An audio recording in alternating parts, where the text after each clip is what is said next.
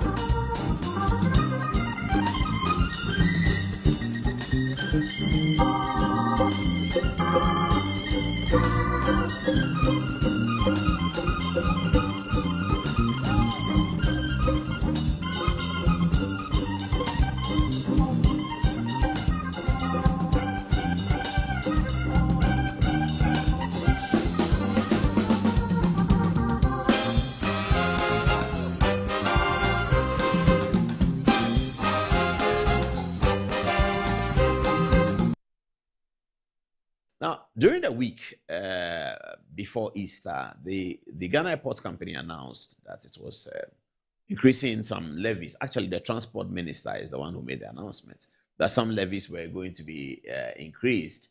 And so they're going to give me, they have the levy, yes. So right now, domestic flights, there's an additional charge of 100 cedis per ticket, and it applies to all flights within Ghana.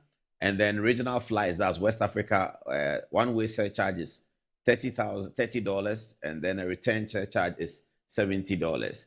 Then for international flights, one way is $50, and return surcharge is $100. Now, people were complaining about these changes, and then the board chairman, I believe, granted an interview. Our very good friend James Agalga They granted an interview to Joy FM, I believe, and he said, we cannot build an aviation hub on 2010 rates. Ghana Airport Board Chair James Agaga defends new airport levies. So what it means is that since 2010, the airport company has not increased its rates. All these rates already do exist. So they have just increased them. They have increased the fees. So he's saying that since 2010, the airport company has also, that's 2010 from Professor Mills. The last time the airport company added anything was before John Mohammed's first presidency under NDC. That was 2010. And since then, nothing has happened. It means so Akufo-Addo went in 2017 to 2024. He did not increase airport charges. The same airport charges that were done in 2010 were there till 2024, because in the 17 to 2024, he didn't find a need to increase it. Whilst Akufo-Addo's administration did not increase the airport levies, let's see what they were able to achieve with the 2010 levies. So, so what did the 2010 rates achieve under Akufo-Addo's administration? Let's see. The first one is this: the completion of Terminal 3 of Accra International Airport. Terminal 3 was not yet completed by the time Akufo-Addo became. It was originated by President Mahama for sure, but it was not completed. Akufo-Addo came in and completed it. They needed money to complete it because some of the rates had changed. So that is one thing that was done at the airport. The next one, constructed the Yakubu Tali International Airport in Tamale. Converted Tamale to an international airport, was achieved under Akufo-Addo at the 2010 rates for the Ministry of Transport. The same 2010 rates. These are the things that were achieved. Then you come to the Sunyani Airport, was renovated Sunyani Airport after it was closed since 2015. Sunyani Airport was closed. When Akufo-Addo came, he paid money to renovate it so that the Sunyani Airport was open. He was using the same 2010 rates that some people are saying that 2010 is too far, we can't do it. Without the 2010 rates, these are the things Akufo-Addo was able to achieve. Then you come to the builds the Prempeh International Airport in Kumasi. As we all can see, everyone who goes to Kumasi is very happy with it. It was with the 2010 rates. He built the airport in Kumasi. This is what some governments can do. This is what some governments can do. And when other people come in, they look at it and they see that it's a difficult matter. It's not simple. You really will wonder that how was somebody able to use the 2010 rates to do all these things I'm talking about? You see it. It's, well. Okay, there's this one too. The Civil Aviation Authority constructed a new Ghana Civil Aviation Authority head office. This one was constructed and during the Akufo-Addo era at the 2010 rate. Civil aviation also is part of that money. Civil Aviation Authority, they are part of that money. They are part of those monies.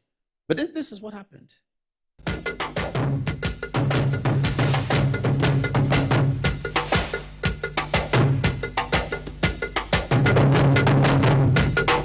Finding the ideal property shouldn't be a daunting task. At MNC Properties, we believe everyone deserves a place to call home. That's why we specialize in providing affordable housing options under our flagship project, Fresh Property Joy, specifically designed for low and medium income earners. Our range of customizable homes includes 2 and 3 bedroom standard and executive options, all meticulously crafted using innovative interlocking brick technology. We understand the importance of simplicity and convenience in the acquisition process. That's why we have designed our procedures to be straightforward and hassle-free, offering flexible payment options tailored to your individual needs. In addition to our affordable homes, we proudly offer litigation-free lands for sale in vibrant and upscale communities that present the perfect opportunity to build your dream home. We are committed to making affordable housing a reality, providing you with the joy of owning a home that meets your budgets and aspirations. Whether you're looking to buy, rent, or invest, we've got you covered. Our service team is ready to assist you on 030-255-1917. MNC Properties, choice of class.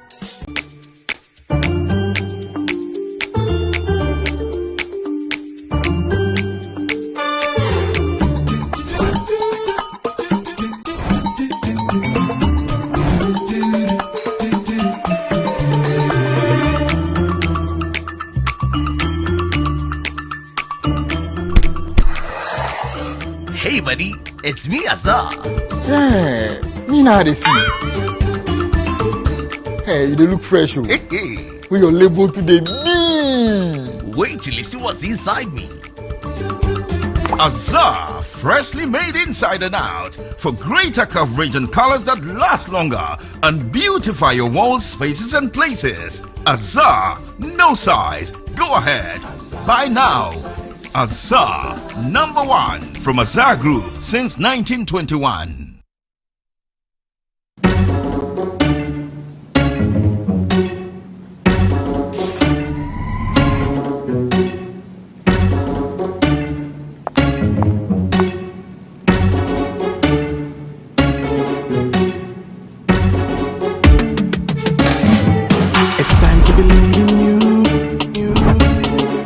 We are changing, so should you.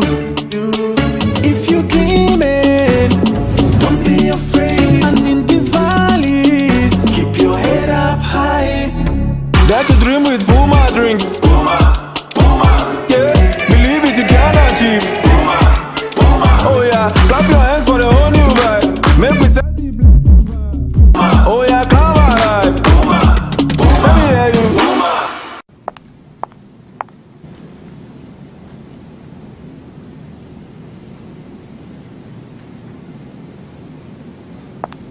Puma drinks, a whole new vibe. Another quality product from Casa Precon. This advertisement has been vetted and approved by the FDA. Hey, Unia, new release in Yana. Kaya gum.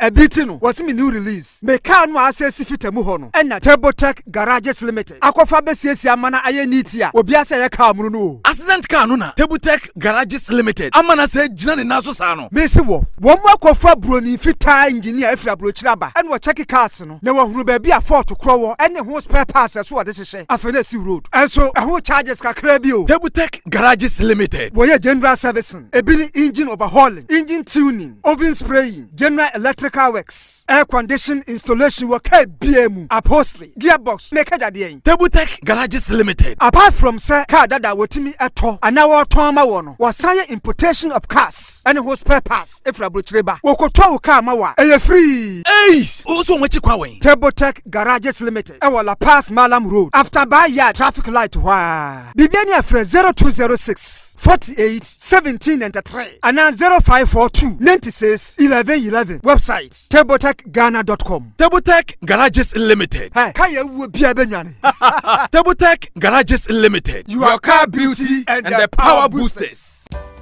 In my line of work, a confident smile is everything. Kale Charcoal Toothpaste keeps me on top of my game and ensures my smile is always radiant and bright.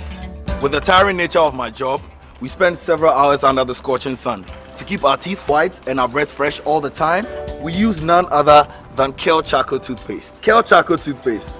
You're on a Kessie and in a kit one. Samayo kendini, who be here, Semetra Sapapadia to Amame Manfo, Kale Charcoal's natural ingredients, and a bomb is so buying, a man is swing, and a sansu mama hoto so a will beg you. Kale Charcoal Toothpaste. Choose Kale Charcoal Toothpaste for anti-cavity, whiter teeth, and fresher breath all day. Available in 80 gram and 150 gram. Grab yours today. Kale, happy smile. This advert is FDA approved.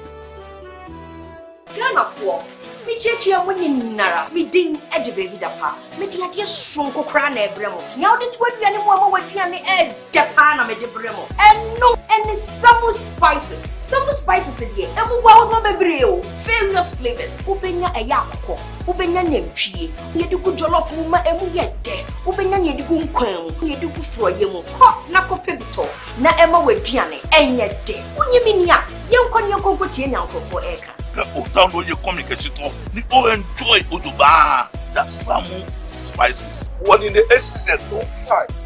I should get that yaga. Samu spices in a BTA daddy so say. Samu spices. Mun Samu spices. Nyama chicken. Samu spices. Yes, Sanaka in Kitwa. Measure 10 grams. Your chicken, spaghetti, garlic and ginger, stew, and jollof, and the flavors of Bebre. Samu spices. Yes, Saka. FDIJ Jadien Kratoyatum.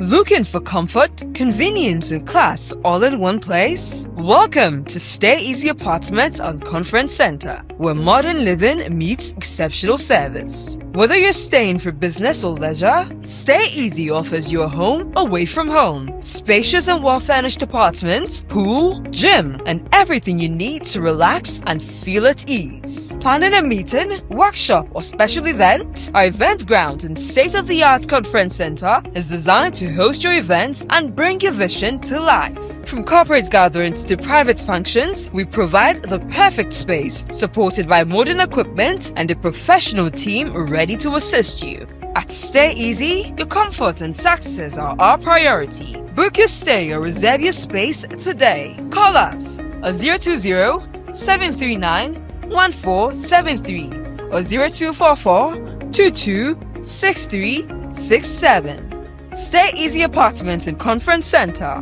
Stay easy with us.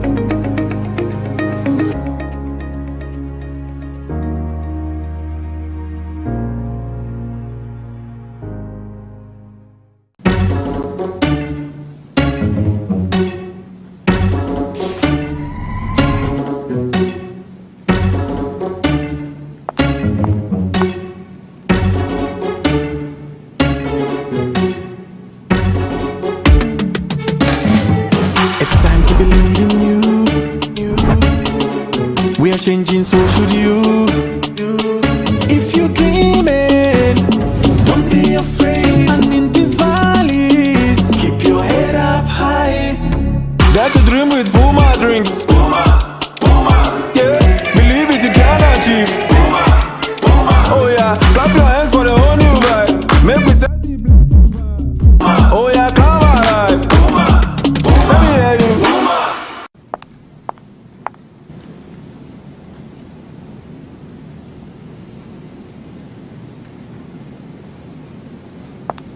Puma drinks, a whole new vibe. Another quality product from Casa Precon. This advertisement has been vetted and approved by the FDA.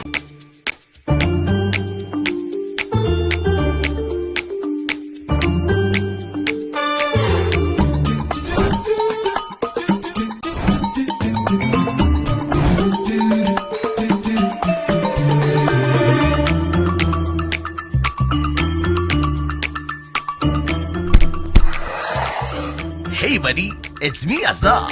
Yeah, me now they see. Hey, you look fresh. Oh. Hey. With your label today. Wait till you see what's inside me. Azar, freshly made inside and out for greater coverage and colors that last longer and beautify your walls, spaces and places. Azar, no size. Go ahead. Buy now. Azar, #1 from Azar Group since 1921. Can he tee up someone in red? And it goes to Too much, That's who goes for. What's 5 tapios? You want to know? I be the real goat. Who is the goat? Ghana Jollof or Nigerian Jollof? Ghana Jollof has no co-equal. The smell alone. Oh my God. No, that shit. You two they lie, eh? Now the same stew when they use cook the rice and then they go put them for top. Hey! You are lying. Ghana Jollof.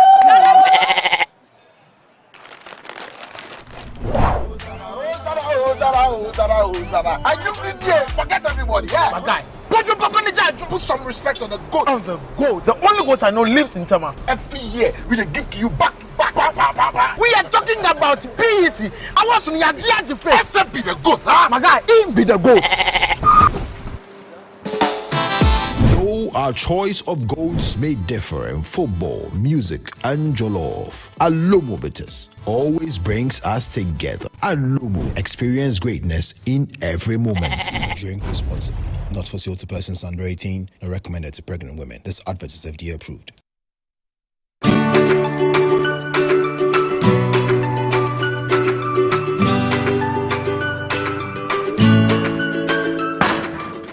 Hey, Bunty, why you there? Well, lie, tell her today go give me my money. Oh, my guy, what's up? Oba 17 and baby. Scan on ASA. 500 cities per. Ah.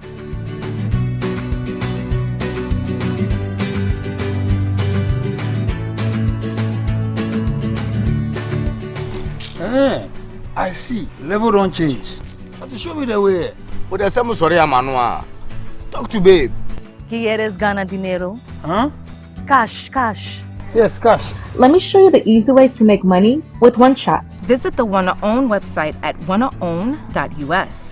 Sign up with your phone number and get ready to play. Select games on the homepage and then select One Shot Game. Deposit to make an entry, then pick a number from 0 to 99. If your number comes up, you win a cool 500 cities. Hey, so it'll be easy like that. Just like that. So I'll go buy my dream car. Por supuesto. Just visit wannaown.us and win some cool cash prizes. Baby, yes, baby. Boom! Wanna own, you need too much. Play responsibly. Gaming can be addictive. Accredited and endorsed by the Gaming Commission of Ghana.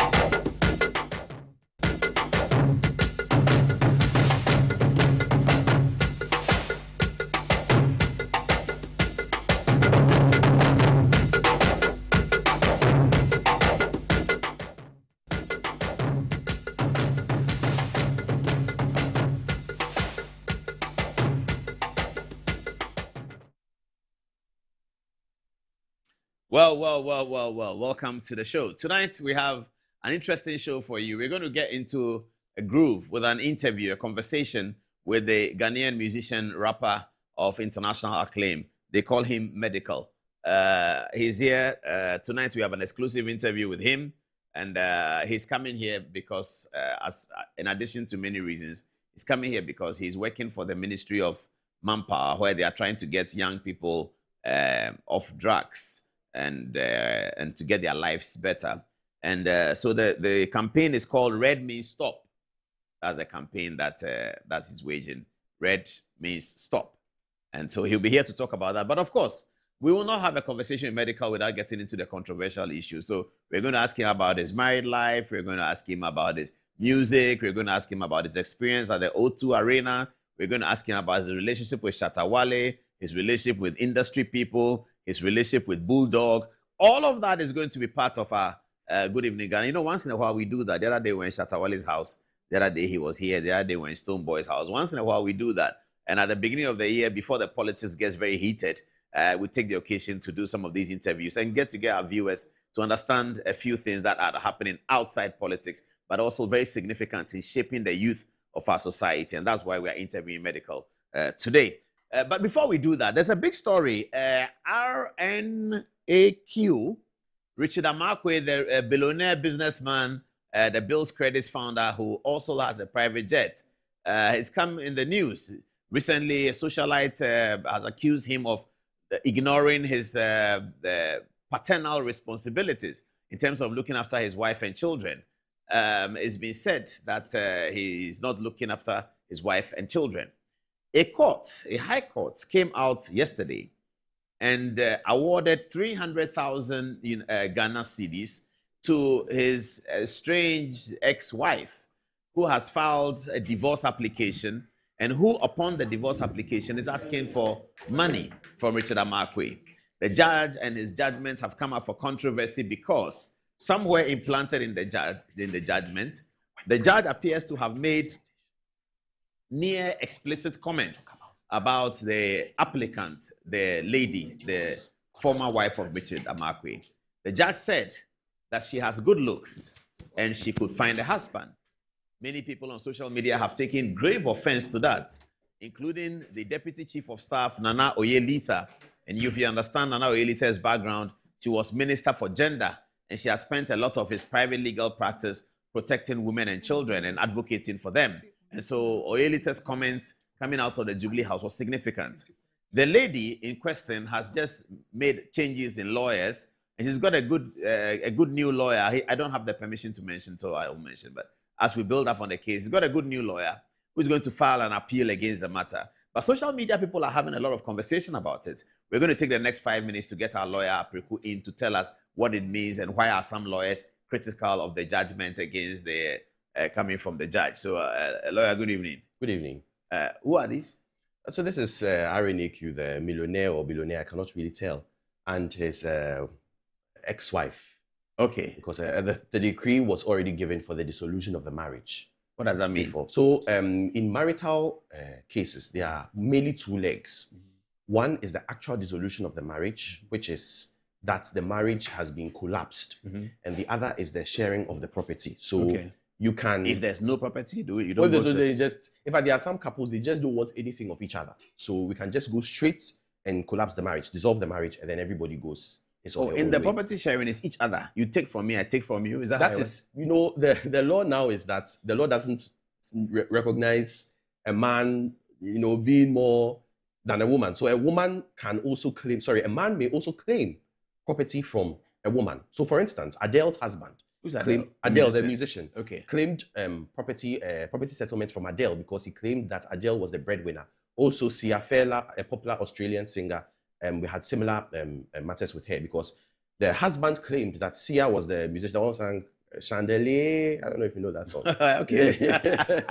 And so now the law in Ghana is the same. So it depends on who. Okay, so only one person can make a claim. Can you have a counter claim in that regard? You may have a counter claim, and more particularly so when the properties are jointly acquired, when there's a claim that the property is jointly acquired. So person A, the wife may be petitioning against the husband for a house. That's the wife believes that they built as a result of both of them their efforts. The husband may also cross petition and say, no, the house is mine because, or I should be given the house solely because maybe your contribution was less, and so you should be giving maybe another house at, say, Dansoman, when I should be given, or if I want the one at East Legon because my contribution was more.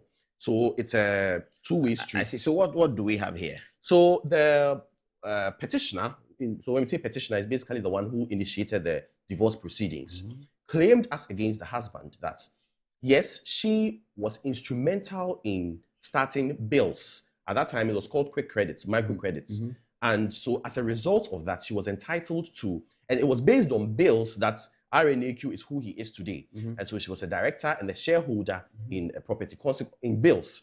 Consequently, all the assets that flowed from the success of Bill's microfinance should be settled, not all per se, but a relatively large amount should be settled on her. She asked the court for 50 million Ghana cedis based on the investments or the potential investments she had made in the... in addition to the other bills issues, she wanted cash of 50 million. Of 50 million. She wanted the property at Mamprobi, house, property also at Dansoman, and certain vehicles, Jaguar X9 2010, another Jaguar, and I think she also wanted a Velar, a Range Rover Velar. She was given a 2015 Range Rover, but the Velar was not settled on her.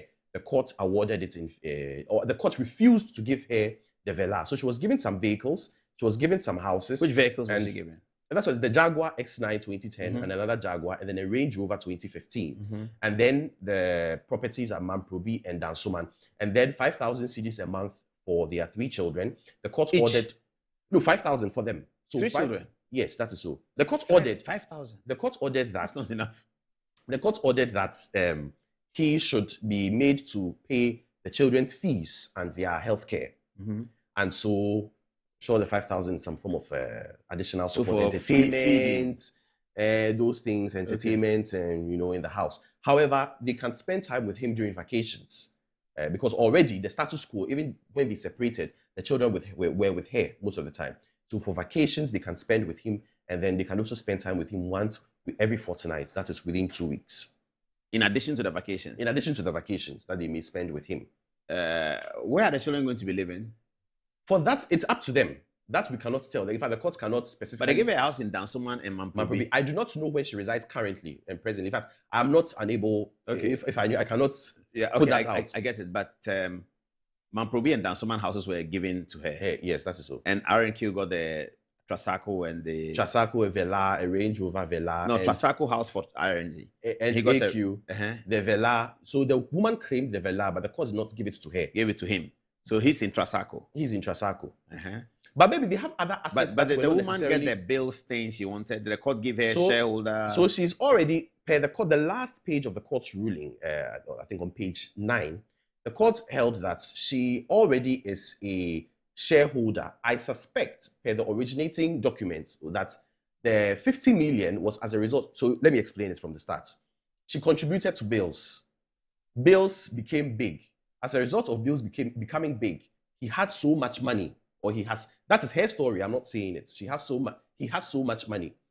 Based on that investment, therefore, she's claiming that all the money he has can be traced to her initial investment she made in bills. And that was why she was specifically claiming for the 50 million Ghana cedis to be settled on her or to be given to her as a result of her investment. While she keeps her shareholding in bills. And I think directorship she also keeps it in bills. Okay. But the law is that shares also constitute, the court made a statement that they should sue to pierce the corporate veil of the company and so on and so forth. But there's actually precedents. Dr. Gilbert Anyete against Susanna Anyete, where Poamang JSC held that shares can be considered marital properties and can be ordered to be settled on a party, on either party, one or the other, so long as those shares were acquired during the pendency of a marriage. And so the shares, and so hypothetically speaking, if a couple come together, they set up a company, they grow, the company becomes big, they are divorcing. The court can still order that as a result of the woman or the man's contribution, the shares in the company should be split equitably, either 50-50, 60-40, 70-30, depending on the facts of each case. And so that is the basis, or that is how that determination can be made. And so shares can still be So you are distributed. you're explaining why some lawyers are thinking the judge erred in looking at it the other way. In the other way. And then also points of, in fact, I have, if they could pull up the slide on the file named divorce. That's so. So this is the judge speaking. This then brings me to the penultimate issue of financial settlements. And here, the issue is whether the petitioner is entitled to any financial award in addition to the property settlement, Mamprobi, Dansuman, and the cars. My position has always been that this constitutional right is based on the old-time belief of alimony, which was payable to a divorced woman to enable her settle in as an independent person. This was so because in those days, the woman was completely dependent on the husband. Times have changed with the advent of independent working women. I therefore hold the view that there must be compelling reasons for such an award. Now, if we can come back to the studio. But you paused this, you haven't read this one. Yes, I have taken into account the ridiculous demand of 50 million cedis as financial award. This, we've already made the point that she claimed for 50 million. But the court didn't give it to her anyway. Court says that, which is to me, without any basis. No, I mean the divorce judge slide. described it as a ridiculous. Ridiculous. The divorce slide, please. Well, I mean, bring it back. It's per what my lord is saying. But as I said, the point is, so he says here, marriage is not an investment. And in any case, what investment can yield so much dividend or interest in a period of 10 or 20 years? Here is where I disagree. Marriage is not an investment. In order to understand why marriage is an investment, we have to look at the trajectory and the development of the law from 1960 to date. I guess that he is trying to distinguish sociology from law. Because in social science, if marriage is not an investment, what else? What is it? I mean, if you go to commit your 25, 30, 40 years life, you are 28, and you are committing your life till you retire. Let's use retirement. To retire at 60 to one individual, to consider the individual as priority for the rest of your life. That surely is an investment. And even beyond that, it's a risk. It's a risk, it's actually. a major risk. Because the man or the woman may be successful, or the man or the woman may not be successful. And your casualty is divorce and separation. So there's so much on the road. So if you put yourself in it, it is, but I'm guessing maybe that's sociology. You have to explain whether it is law as well. Actually, the courts have taken, more particularly Datiba, have taken cognizance of this sociological fact in interpreting and incorporating that in the law. So let's look at the historical trajectory. There was a case called Kwoti against Mati in the 1960s, where Olenu J held that the woman, more or less, when marries the man, is a sort of helper, and consequently, assets acquired by the man during the pendency of the marriage belong to the man.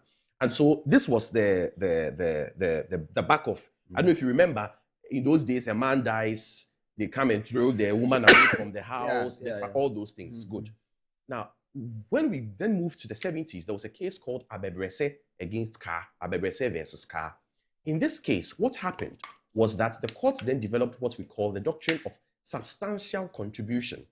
Substantial contribution means that the spouse, the woman, either who is claiming, but most likely the woman, should be able to show or prove her specific contributions to the property she's claiming. So for instance, if it's a house, she should be able to show that I bought this number of blocks or cement, or I carried water, or I cooked for the builders. Or I cooked for the builders. Yeah. Specifically, in relation to the development of the property. Yeah. But then we also moved on to the 2010s. And then the court said, no, that also cannot be fair. Because one, who contributes specifically to a marriage and keeps receipts? Yeah. If a husband buys a car for a woman, there's most likely he's not going to keep the receipt. He just buys the car, they've shipped it, he puts it in the name of the woman. And I mean, the same with building. Nobody, Obi into Odomu and G receipts, or whatever they say like that. Well, so the court held that the performance of household roles or chores, taking care of the children, cooking, cleaning, all those things contribute an investment. So for instance, I currently work in 3 places. Akufo-Addo Prempeh as a lawyer, here, TV, work, whatever, and the University of Ghana as a research assistant. Assuming I marry and my wife takes care of the home, it is because of her taking care of the home that I have the luxury of comfort to go out and do those things. In future, if we are divorcing, it is as a result of her sacrifice that I was able to be practice law, stay longer hours, become in the attorney office. General or become chief justice. I don't want those things. I don't want to practice all those things. You never say never in politics. So I become all those things, right? Now, it will be unfair to go back and say that the only thing you did was to cook. Therefore, you are not entitled to anything. To be rude, actually. Exactly. And so the courts then held. So there was a line of cases, Quatson and Quatson, Mensa and Mensa, saying that they will look at each fact of the case and distribute the property equitably. So if maybe the woman was tormenting you or the man was tormenting you in the marriage, obviously that would mean that they did not really perform their marital roles well. And so the investment was not good. And so that is where the law has reached. So that you cannot say today that marriage is not an investment.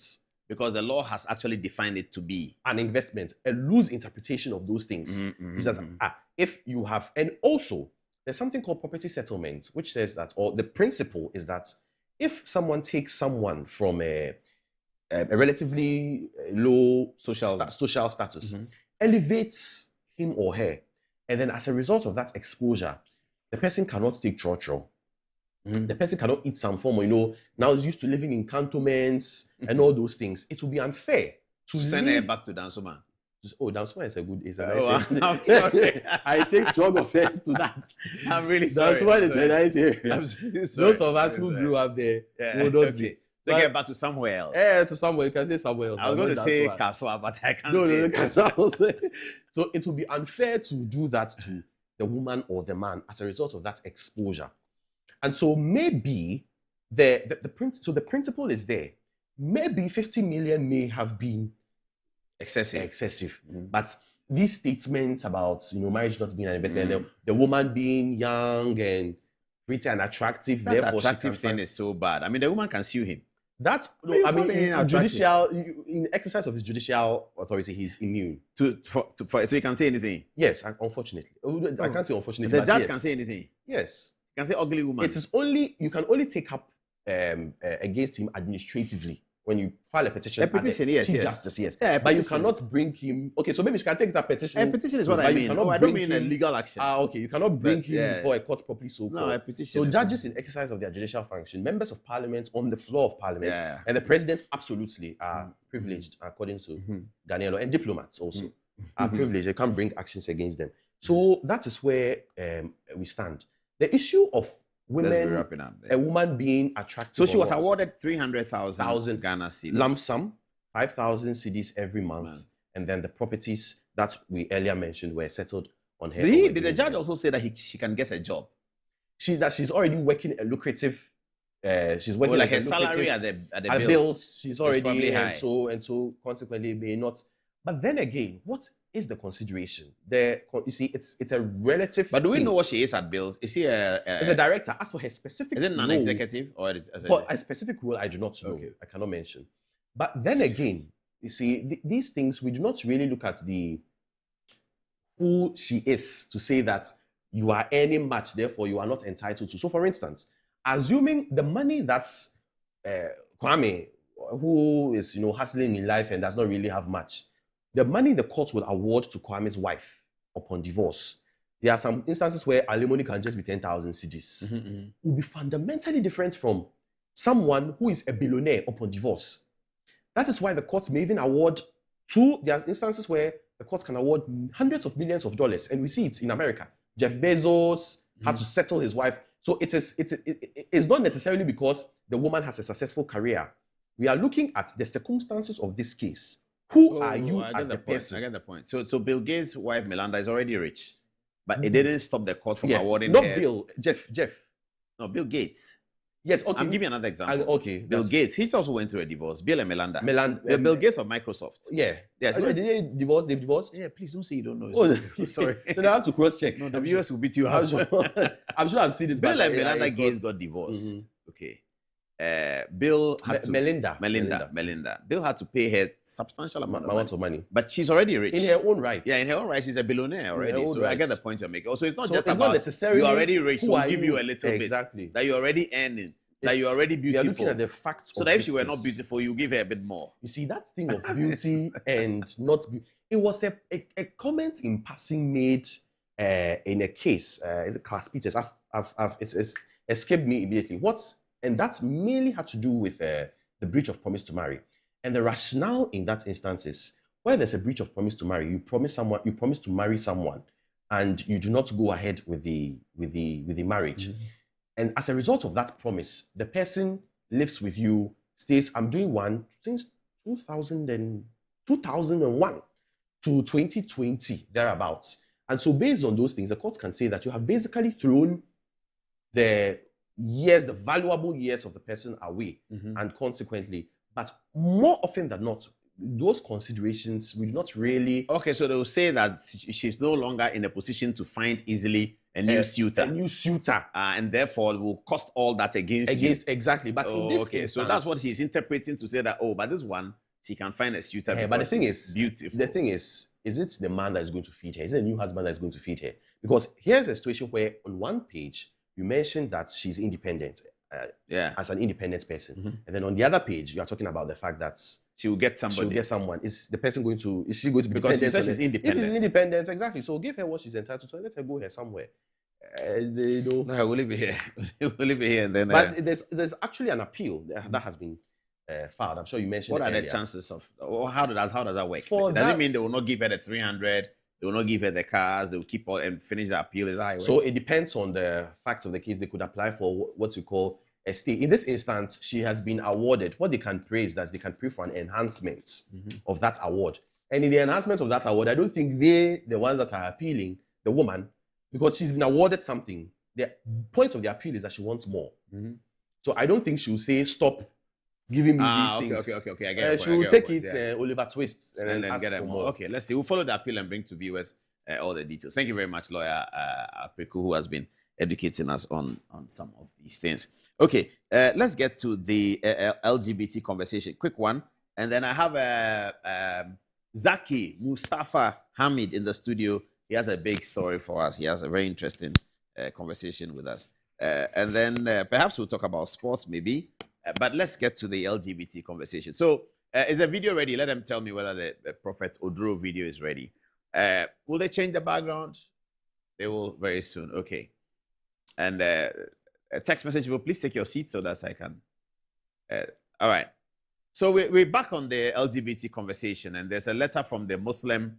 Perhaps let's take the letter first. The letter from the Muslim mission people who are concerned about what they have heard in the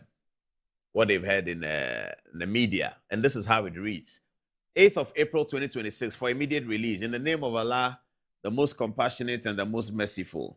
A call on President and Parliament to protect Ghana's moral fiber by expediting anti-LGBT plus bill. The leadership of the Tijaniya Muslims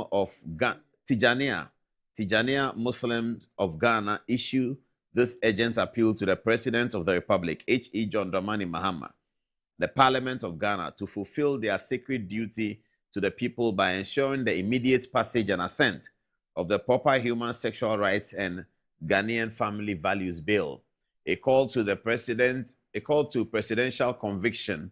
We vividly recall the president's firm stance during the 2024 campaign season, where he reassured the clergy, traditional leaders, and the citizenry of his commitment to the religious and cultural values that define our nation. We urge the president to stand unshakable in those convictions. Leadership is a covenant with the people, and the protection of our traditional family structure is at the heart of that covenant. Parliamentary urgency and the certificate of emergency.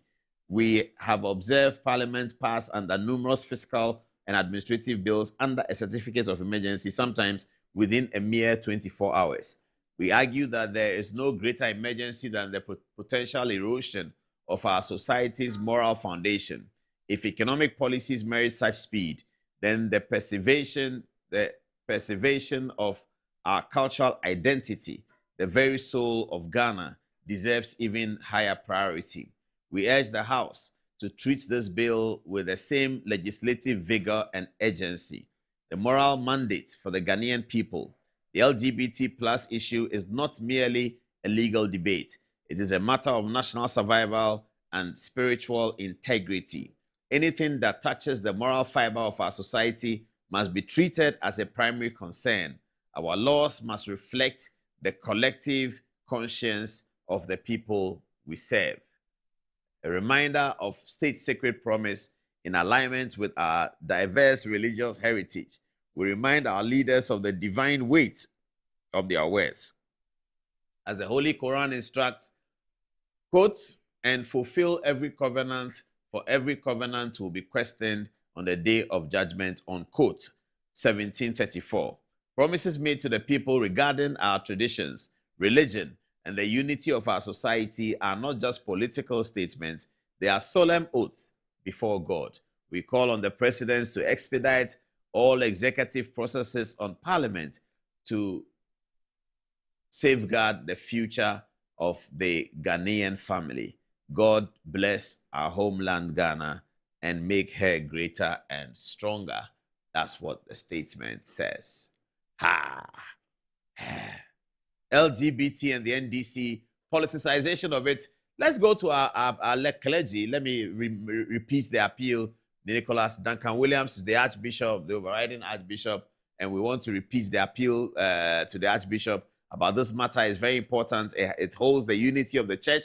It holds the unity of the body of Christ, and it also holds the trust that the body of Christ have in their leaders. The Archbishop is the overriding leader, and people are waiting to hear what the Archbishop has to say about the matter of the government saying that the LGBTQ plus bill or conversations is not a priority. Politically, the government is being roasted for taking the different turn. That's political. But in terms of social, spiritual, and emotional, the church leaders have a lot to say because they lead, and many of us follow them in this regard. That's the Archbishop Nicholas Duncan Williams. Dr. Lawrence Tete has particularly been trolled on social media. People have been talking about him and saying that, what is he going to say about this? I understand that he was on GTV this morning, he spoke, but those who watched said that it was very, very soft, and that he said that the LGBT matter should not be politicized, something like that. And again, people are taking him to the cleaners, that he knew that if he shouldn't be politicized, why did he join the political fray in 2024? But I know Lawrence Stetton. I know that he's a man of conviction.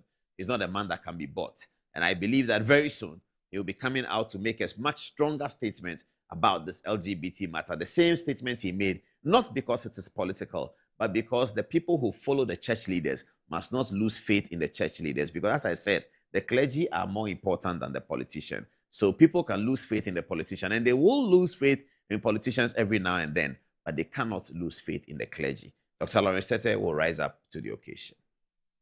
Bishop Charles Ajanasare is one of also the bishops in Accra. He's a mighty bishop, and he, together with Sam George, he prayed for Sam George on his altar and poured what they call the anointing oil on Sam George's head and said that he was going to win the fight.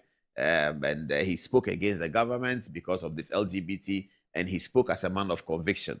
Again, I know a little bit about him. He's a man of conviction, and we believe that even though he has very close relations with John Mahama, as do many other people, we know that he's John Mahama's very good friend. We still believe that he will call his friend and put him back on the straight and narrow, that this is not just a cultural and a Ghanaian matter, it's also a spiritual matter. And he is a man of God. He is an ecclesiastical priest, and so he keeps the word of God. We believe that Reverend Ajanasare will do the right thing. Reverend Osubempa, I'm sure he will say something very, very soon. Reverend Osubempa, you know Reverend Osubempa doesn't fear anything. He is not a man to be intimidated by whether I brought you to parliament, I brought you to government. Osubempa is going to come out and blast it out. We need the bill signed. It has to be signed. This is not a political matter. Oh, this is a bishop of Pentecost, former bishop of Pentecost, Apostle Poko Yina. Apostle, we know that he will come out and speak. Reverend Sam Kranchankra, a very good friend of mine. I know him very well. Reverend Sam Kranchankra is very principled. He's very, very principled. And I belong to the body of Christ. I know all of them. He's very principled. He may be jovial, but Reverend Kranchankra is very principled. That's why you've seen him do what he's done for the body of Christ and build this enormous church, which has become one of the pillars of the charismatic establishment. I know he's also John Mahama's friend. He's Akufado's friend too.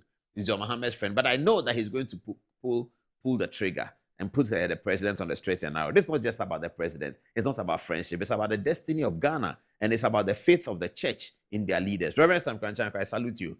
We wait to hear from you. Oh, Pastor Wengam. Pastor Wengam is the president of the Assemblies of God Church, which is President Mahama's church, which is where President Mahama made the statement. We trust and believe that he's been counseling President Mahama already. We trust and believe that he'll come out and say something about it. This is the Apostle Rick Nyamiche, who is the head of the Pentecost Church. And he and Opoku Yina work together. As for Pentecost, we know that this Sunday, you wait and see. This Sunday, they will come and say something about it. Osofo Kofi Oduro has a video trending about after he had people trolling him and said that, look, you said the LGBT, now you are not talking, and the things they say these days, is it because your hands are full? Is it because you are observing table manners? These young people, they make things look very funny on the social media. So Apostle Kofi Oduro has a video. Have a look. This is what he said in his church in relation to it. Have a look. And evil. 4 weeks ago at Alabaster City at the F5 service, I looked in the mirror, I looked in the camera rather, and told the Jubilee House far before even our president went on his trip, and I said, no matter who is in government, LGBTI will never be accepted in our country. I don't care who is in the Jubilee House. And Your Excellency, good morning, happy Easter to you. That particular bill during His Excellency Nana Addo Dankwa Akufo-Addo, we screamed on this altar. And we told the Jubilee House, Ghana will never be an LGBT nation. And I'm saying to you, Your Excellency, with all honor, respect, but without fear or favor or intimidation, we will never accept LGBTI. Never. Never, Your Excellency. And I just want to remind you, sir, it was a priority then and it's a priority now. It's a priority. Your Excellency, it's a priority. If we need to march to the Jubilee House, we will march. If we need to scream, we will scream. If we need to yell, we will yell. Sin is sin. Righteousness is righteousness. Disorder is disorder. Evil is evil. Abomination is abomination. Yeah.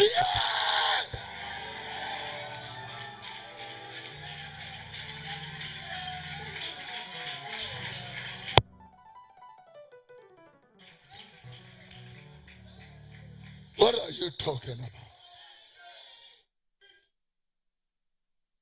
Your Excellency, when you make a stand for truth, people will hate you. I know that trip, when they canceled that university thing, you felt it. And that is the price you pay for truth. Me and Mijina Hegana time me. I sorry, Hanipa bi had time me. I don't care about them. I defend the God and his word. I defend the God of the Bible and his word. I would die for this cause. Your Excellency, you will stand for truth and integrity.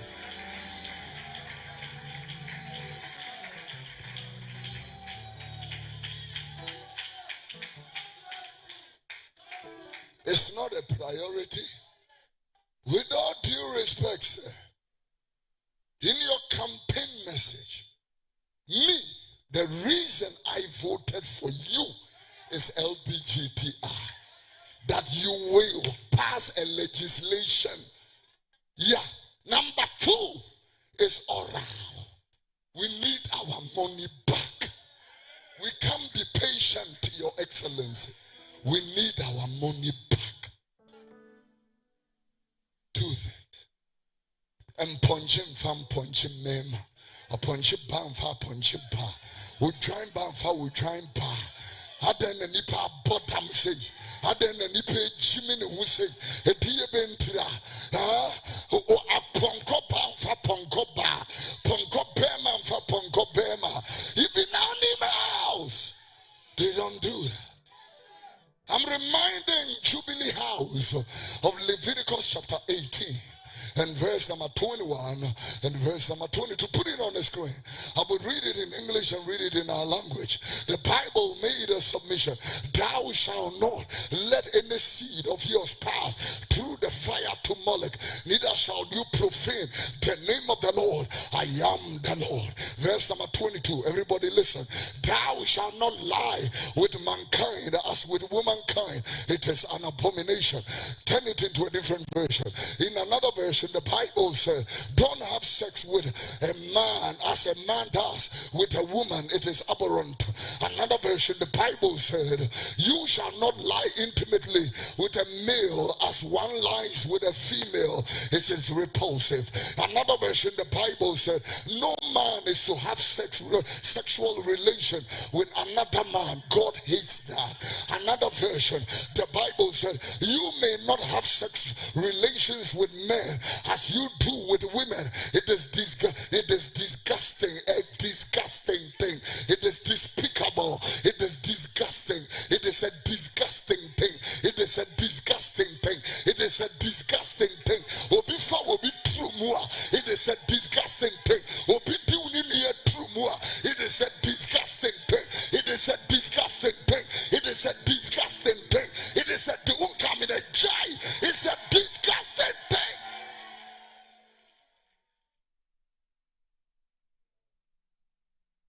It is a disgusting thing. It is a disgusting thing. Reverend Prophet Kofi Oduro is what you heard. Also, we heard you, and we think that among most of the software, we give you over 100%. We give you about 75 because you spoke well, you spoke hard, you spoke direct, and you spoke the truth. So, Osofo Kofi Oduro is the first that we are congratulating for maintaining the backbone of the body of Christ, so that the people who follow him today, they will not lose trust in him, because they heard him talk then and they have heard him speak now. So in terms of Reverend Kofi Odoro's performance, 100%. in terms of our trust, whether he will go on, 75%. But this performance on the day, he's done it. But will they continue to remind the president? Will they continue to remind the political class? Will they continue to remind their people? That's the next agenda. But so far, we are waiting for Lawrence Tete. We are waiting for Ajina Sari. We are waiting for the Blessed Archbishop Nicholas Duncan Williams. We are waiting for the clergy to come through. Okay, big stories coming up. Medikal is in the studio now. Zaki is here. We'll take a first interview with Zaki, short one. And then the rest of the night will be for Medikal. He's going to tell us plenty things about himself, especially red means stop. All right, text messages there. Fatih. Thank you, Paul. So, Juno Akbar from Tamale says, I don't just understand the good people of this nation. That is the reason why our current president always sees that Ghanaians have short memories, because they always take us for granted and nobody will ask. Because if Ghana were to be a serious country, I don't think our current president should have been our president again. Garba says shameful to President Mahama and some religious leaders who are quiet about the LGBTQ plus bill, to the extent that President Mahama had told Ghanaians that the bill is not a priority for Ghanaians. The NDC and President Mahama will be punished for deceiving Ghanaians to vote for them because of this bill. Alhaji Yusuf Hussein says, what responsibility was on JM's head in opposition? He only deceived the entire country with sweet talks and promises to get what he wants. Was it not the same clergy prayed for him and gave false prophecies? The pastors bought state factories and converted them into churches. Jina Akbar from Tamale comes again to say, LGBTQ, this our current government is not ready to sign it. They only knows how to do propaganda to convince the good people of Ghana to vote for them. And lastly, coming from Bennett Danso on the divorce education, it says, marriage becomes a high-risk relationship investment, especially when you are unlucky to be married to the wrong person. I feel people need a lot more education on marriage before, during, and even after the marriage ceremony. Lastly, from Cham, he says, to me, where there are children, it's not a big deal because in the future they are going to inherit the father's property. Ella. Thank you very much, Fatih. So this one is from Opokuwari. He says, Prophet Ojuro's voice looks fake to me. We heard how passionate he was during Nanado's era and his soft, respectful voice in addressing John Mahama. He is definitely fake.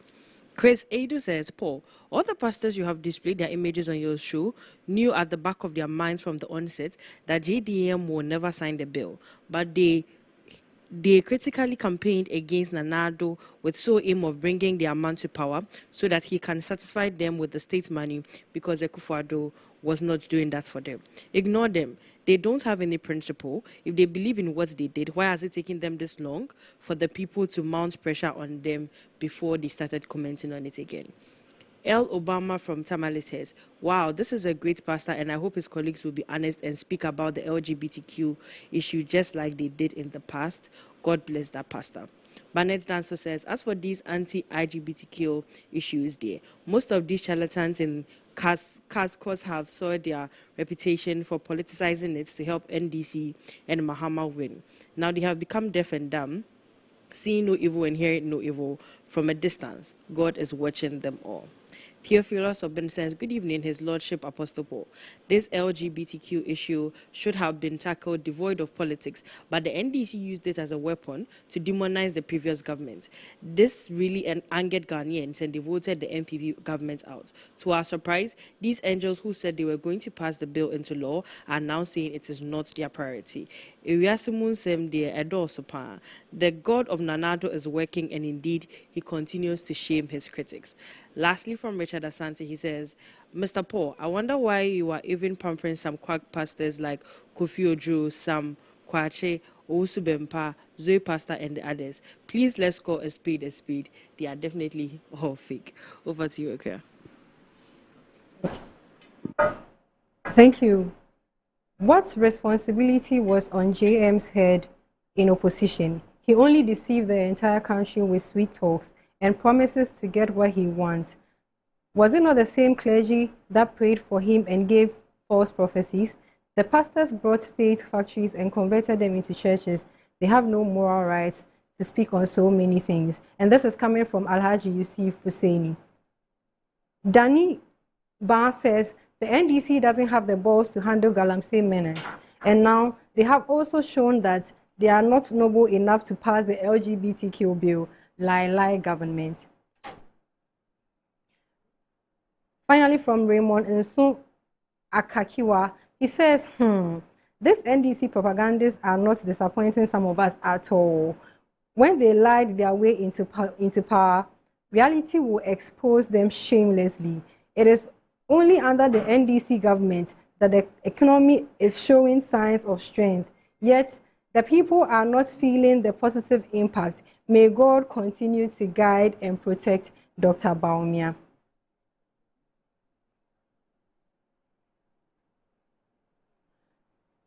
Paul, that's the public voice. Then let's return to you. Okay, thank you very much. Let me read this one text that came to me from Wisdom Banson in Kade, and he said that, Dear Paul, my humble opinion that the trial judge is free to make comments on what he observed during the proceedings, and this has been the case. This is what Akpalu J said in Mensah and Arnaud versus Asokwa Swan Mills. As to whether both plaintiffs should have an equal sum, I have had some difficulty. The first plaintiff looks a trifle older than the second plaintiff, who is more attractive of the two. Okay. He's talking about Akpalu, making reference to the same thing, talking about somebody being attractive. Although the first plaintiff is not herself attractive, she says she has a bad foot, and I observe she walks with a slight limp. She is weighed down by 7 children, blah, blah, blah, blah, blah. Okay, so that's the point that the person is trying to make. Now, let's get onto the touch screen because we have to hurry up quickly and get the medical interview going now. So, Kwame Agboja and the Auditor General and Suleiman Brahma, who is of the Fourth Estate, okay. Now, the Institution of Engineers have written a letter. Yes, the Institution of Engineers have written a letter that we are going to look at, and they have written a petition to the General to audit the Big Push road contracts after the Fourth Estate's report. And here is the petition. The Ghana Institution of Engineers has petitioned the Auditor General to launch an independent special technical audit into the Ministry of Roads and the Highways Big Push projects. The petition signed by the President of the Ghana Institution of Engineers, Ludwig Anamhesse, cited widespread concerns over procurement irregularities, value for money, and adherence to legal and technical standards. The Ghana Institution of Engineers described the request as a necessary step to restore public confidence following the Fourth Estate's report that exposed extensive use of single-source procurement and restricted tendering for major road contracts under the initiative, following recent media expose by the Fourth Estate on the extensive use of single-source procurement and restricted tendering for the execution of works under the Big Push projects. We respectfully request that you initiate a special technical audit of these projects. The petition stated, the Fourth Estate's investigations revealed that a significant number of Big Push road projects were awarded through non-competitive methods, contrary to the position of key personalities of the Mahama administration while in office. The Fourth Estate's analysis showed that in the last 7 months, the ministry has awarded 107 road contracts, contrary to President Mahama's promise to ensure competitiveness and transparency in the awarding of public contracts. Not a single one of the 107 contracts was awarded based on competitive tendering. The findings showed that a whopping 81 out of the 107 road contracts worth over 73 billion were awarded through sole sourcing. The remaining 26 contracts worth about 8 billion were awarded through selective tendering. This means over 90% of the amount of money expected to be spent on roads under the Big Push program so far was given out through sole sourcing. The Fourth Estate also raised concerns about the cost per kilometer of some of the roads. Its investigations further revealed that out of the 3 contracts made available to it, 2 companies, Sanam Ghana Limited and Build Managers Limited, had only 4 and 1 employee respectively in their Social Security and National Insurance Trust records, raising questions about the ministry's adherence to pre-qualification requirements. The report was greeted with mixed reaction, while some critics say the findings from the report raised critical questions and red flags about transparency and accountability, others saw nothing wrong with it. The investigations and issues raised caught the attention of President Mahama, who requested that the Fourth Estate submit a full report on the matter and directed the Minister for Roads and Highways to respond to the allegations published by the outlet. In that regard, the Ghana Institute of Engineers noted that although the revelations triggered huge public interest and prompted President Mahama to direct the Minister for Roads and Highways to respond to the allegations, only an audit by the Auditor General's office can provide a more independent and credible opinion. The Ghana Institute of Engineers, the scale of the Big Push program is enormous, as the government is committing approximately 110 billion to the agenda, with about 85 billion already allocated to ongoing projects. It emphasized that such a massive public investment demands rigorous scrutiny to ensure value for money and compliance with established legal and technical standards, etc., etc., etc. So that's the statement from the Institution of Engineers. They are backing the investigations into these matters. Let's move on right now. And I have here the photograph of Dr. Alhaji Muhammad Bawumia and Samira Bawumia. And I was very excited today when I read that Dr. Bawumia had chaired the national executive meeting of the NPP. I mean, I felt very good about it. And, you know, you can see that things are taking shape. You can see that something is happening. I mean, when Dr. Bawumia brought the idea of electing the NPP presidential candidate first, many were those who thought that there was a wrong way to go. We were changing the agenda. I mean, I came here, we put out a story to help people to understand why that was a good decision. Have you noticed that since Dr. Bawumia was elected, a lot is changing in terms of how people are looking at the NPP? And today, I was delighted to read that the former vice president chaired the NPP national executive meeting. I was really happy to see that. So congratulations to Dr. Bawumia, and I can't wait. You know, I can't wait. And I think that history beckons, and we all believe that something good will happen. Something good will happen. Let me move now to Zaki. Is it ready? Yeah, I'm going to Zaki to ask him a few questions because his Mustafa Hamid has said that he's running for first national vice chairman. Zaki, yeah, are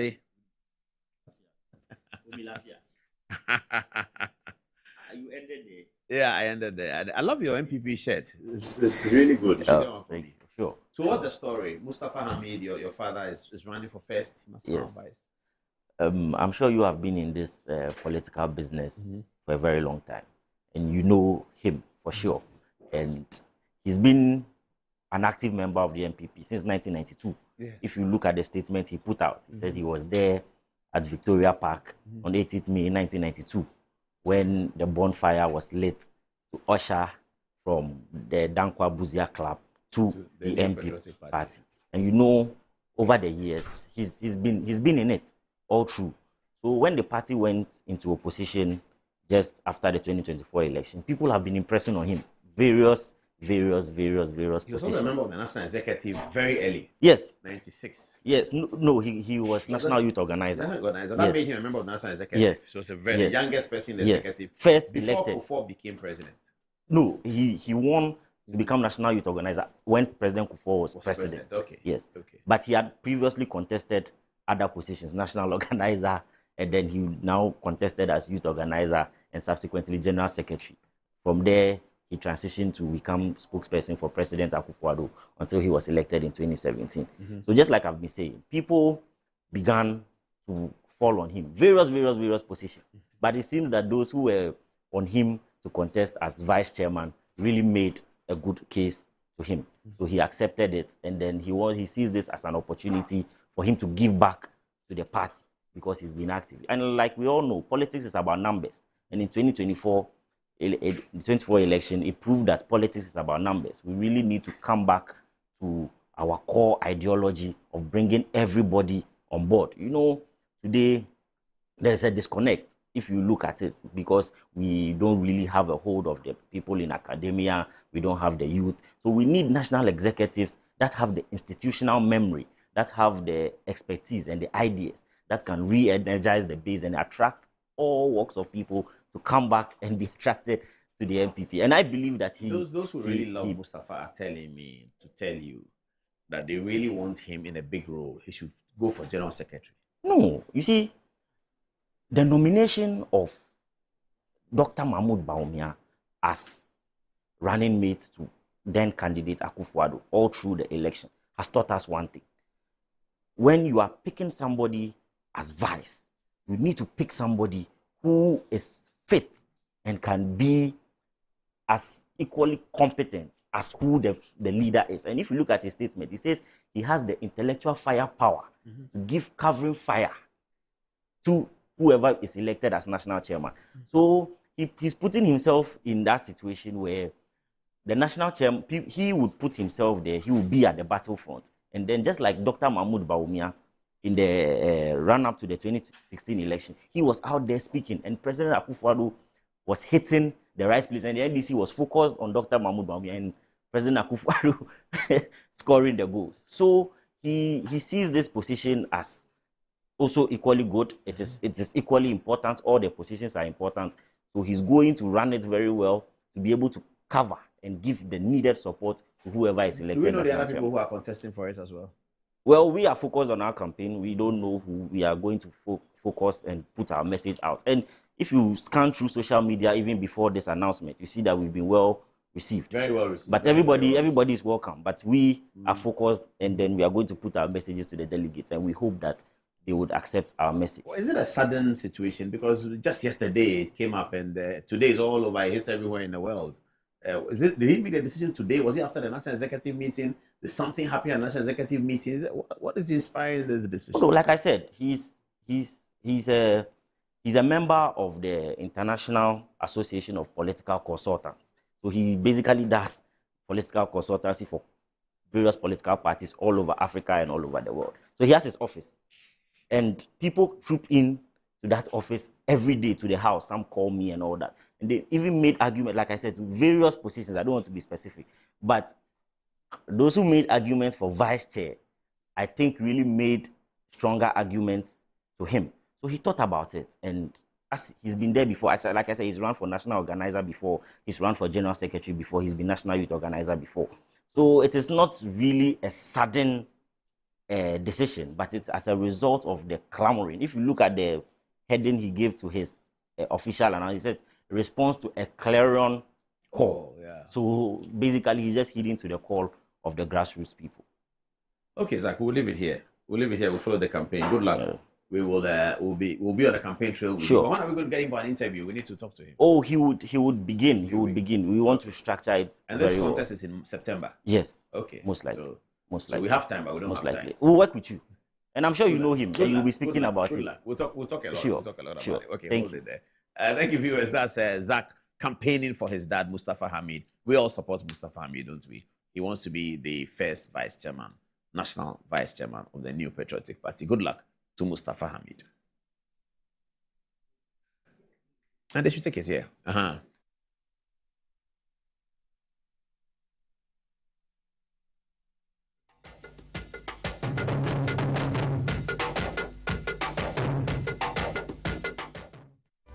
In my line of work, a confident smile is everything. Kale Charcoal Toothpaste keeps me on top of my game and ensures my smile is always radiant and bright. With the tiring nature of my job, we spend several hours under the scorching sun. To keep our teeth white and our breath fresh all the time, we use none other than Kale Charcoal Toothpaste. Kale Charcoal Toothpaste. You're on a Kessie and in a kit one. Samayo Kendini, who be here, Semetra Sapapadia to a mammy manfo, Kale Charcoal's natural ingredients, and a bomb is so buying, a man is swing, and a sansu mama hoto so a will beg you. Kale Charcoal Toothpaste. Choose Kale Charcoal Toothpaste for anti-cavity, whiter teeth, and fresher breath all day. Available in 80 gram and 150 gram. Grab yours today. Kale, happy smile. This advert is FDA approved. Hey, Unia, new release in Yana. Kaya gum. A bitino was me new release. Me can no access fitemu hono. And na Turbotech Garages Limited. Akwafa besiesi amana aye nitia. Obiasa ya car no. Accident car no na. Turbotech Garages Limited. Amana say jina ni naso sano. Me se wo. Womwa kwafa broni fita engineer efra brochiraba. And wa check cars no. Na wa hunu baby a fault to crow and ho spare parts so what this is. Afenesi road. And so a whole charges kakra bio. Turbotech Garages Limited. Woye general servicing. Ebili engine overhauling, engine tuning, oven spraying, general electrical works, air condition installation work, BM, upholstery, gearbox, make a Turbotech Garages Limited. Apart from sir, car that wotimi ato, and our trauma one, was sign importation of cars, and was spare parts, if Rabutreba, Wokoto car mawa, free. Ace, also what you call Turbotech Garages Limited, our La Paz Malam Road, after Bayard traffic light, wah. Bibiania for 0206 48 17 and 3 and 0542 96 11 11. Website turbotechghana.com. Turbotech Garages Limited. Hey, kaya will be a benyan. Turbotech Garages Limited. Your car beauty and the power boosters. Can he tee up someone in red? And it goes to one. Too much, sir. That's who goes for. I got 5 champions. You want to know? I be the real goat. See, I'm the left magician. The left magician. Who is the goat? Ghana Jollof or Nigerian Jollof? Ghana Jollof has no co-equal. The smell alone. Oh my God. On that shift. You two the lie, eh? Now the same stew when they use cook the rice and then they go put them for top. Hey, you are lying. Ghana Jollof.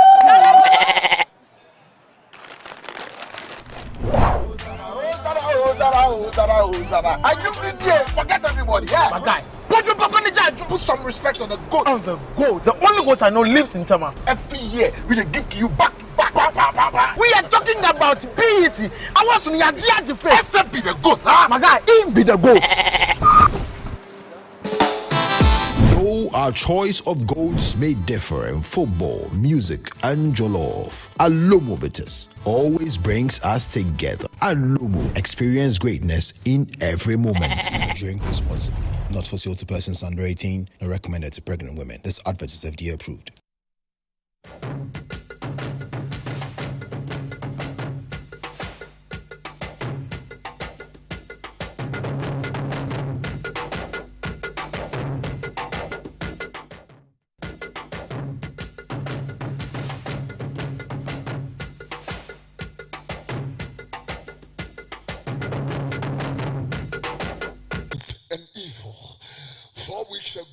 At Alabaster City at the F5 service, I looked in the mirror, I looked in the camera rather, and told the Jubilee House far before even our president went on his trip, and I said, no matter who is in government, LGBTI will never be accepted in our country. I don't care who is in the Jubilee House. And Your Excellency, good morning, happy Easter to you. That particular bill during His Excellency Nana Addo Dankwa Akufo-Addo, we screamed on this altar. And we told the Jubilee House, Ghana will never be an LGBTQ nation. And I'm saying to you, Your Excellency, with all honor, respect, but without fear or favor or intimidation, we will never accept LGBTI. Never. Never, Your Excellency. And I just want to remind you, sir, it was a priority then and it's a priority now. It's a priority, Your Excellency. It's a priority. If we need to march to the Jubilee House, we will march. If we need to scream, we will scream. If we need to yell, we will yell. Sin is sin. Righteousness is righteousness. Disorder is disorder. Evil is evil. Abomination is abomination. Yeah.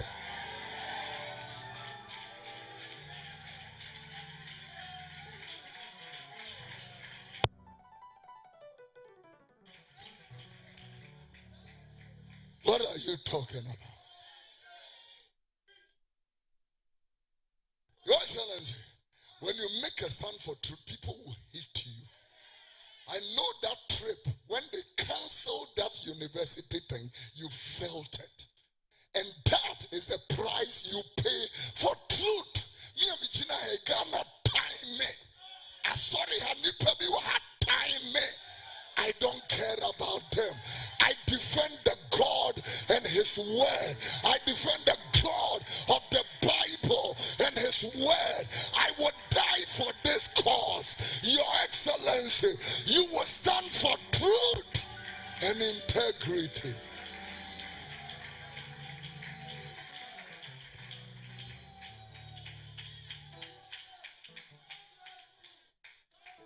It's not a priority. With all due respect, sir, in your campaign message, the reason I voted for you is LGBTQ. That you will pass a legislation. Yeah. Number 2 is oral. We need our money back. We can't be patient, Your Excellency. We need our money back. 2 things. And punching from punching mema. Or punching ponko bema and for ponko bema. Even now in my house, they don't do that.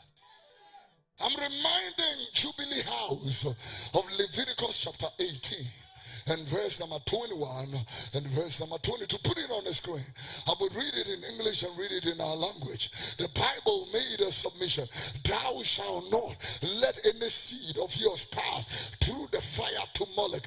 Neither shall you profane the name of the Lord. I am the Lord. Verse number 22. Everybody listen. Thou shalt not lie with mankind as with womankind. It is an abomination. Turn it into a different version.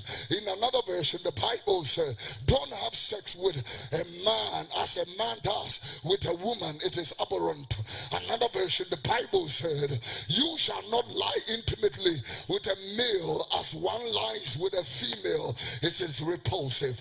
Another version, the Bible said, no man is to have sexual relation with another man. God hates that. Another version, the Bible said, you may not have sex relations with men as you do with women.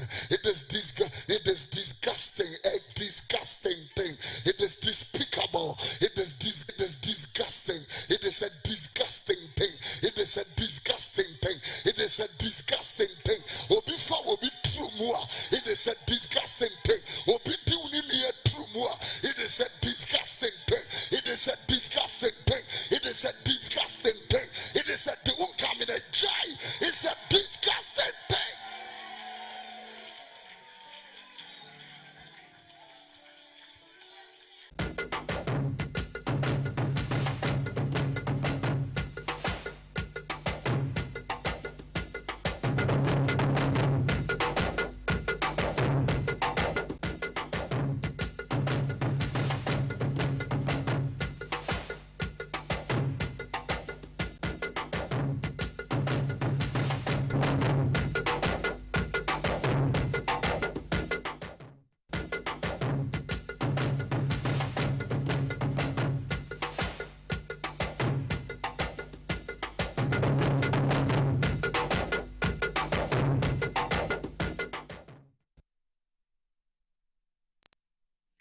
Good evening and welcome now back to the interview with who else? Well, that's Medikal. Boss. How are you, boss? I'm good. What's the, people who have not heard you talk about it, what's the name Medikal? What was it about? Did you want to be a doctor before? Did you want to be a nurse? Or why you call yourself Medikal? Way back in school, I had this, school father. He claimed I was a sick rapper. So hence the name Medikal. So they started teasing me with that. They teased you with the name Medikal? Yeah. Oh, I see. Which school was this? This was St. John's. In Takrady? No. St. John's Preparatory. Okay. Yeah. Wait, I thought it's secondary school, like boarding school. No, primary, GHS. So you had this name Medikal from that time? From school, yeah, from primary. Oh, so it's not your artist name. It's not a stage name. So they started teasing me with that because That was the name like people like knew me for. I went for like them entertainments and stuff. When I'm performing, they call me Medikal and stuff. So, I mean, after school, I was like, you know what? I like this rap thing, and I'll stick to the Medikal. So you were rapping in school? Yeah, like an amateur rapper. Yeah, kind of, sort of. I was building. Who were the people you looked at to do the rap? I listen to Lil Wayne a lot. Okay. Yeah, because me, I'm a hip hop guy, so I like rap. So I used to listen to Lil Wayne. So this is how it commenced, right? So I used to listen to Lil Wayne so much that I started, rewriting his lyrics to perform at entertainment and other schools, events and that. And one day I was like, I might as well just talk about myself because I have a life as well. I like people to hear, about my story, how I live my life, what I'm going through. And then it commenced from that angle. I see. So you do rap music. That's really what you do. Yeah, You've been nominated 8 times for the next TGMA award. And which of the nominations do you really want to win? All of them. Well, okay. So he's been nominated for. Let's look at them. This Artist of the Year. That's the big one. And then Collaboration of the Year. Many people think that's very easy. You're certainly going to win that. Most Popular Song of the Year. I don't know. Best Hip Hop Act, of course. That's one too is easy. Best Hip Life Song. Do you have a Hip Life song? What song is that? I have a couple of songs, but maybe Shoulder. Shoulder is, that one. Yeah. Shoulder, one side. Oh, that's your song? Yeah. Oh, okay. Do you know how to do that challenge? No, I'm too old for that. Okay. Yeah. Oh, I see. Okay. So, but Artist of the Year will be a big one. Will it be the first time you've been nominated for that? No, I've been nominated a couple of times. For Artist of the Year? Yeah. Which people won it in those days that you were nominated? I don't recall, but I feel like this year we really deserve it. Yeah, myself and my fans. I owe it to my fans, Cause so the Song of the Year is Shoulder. Is that what they're looking for, or that's an album? No, that's Shoulder. And then Collaboration of the Year. People say you're a great collaborator. Is that?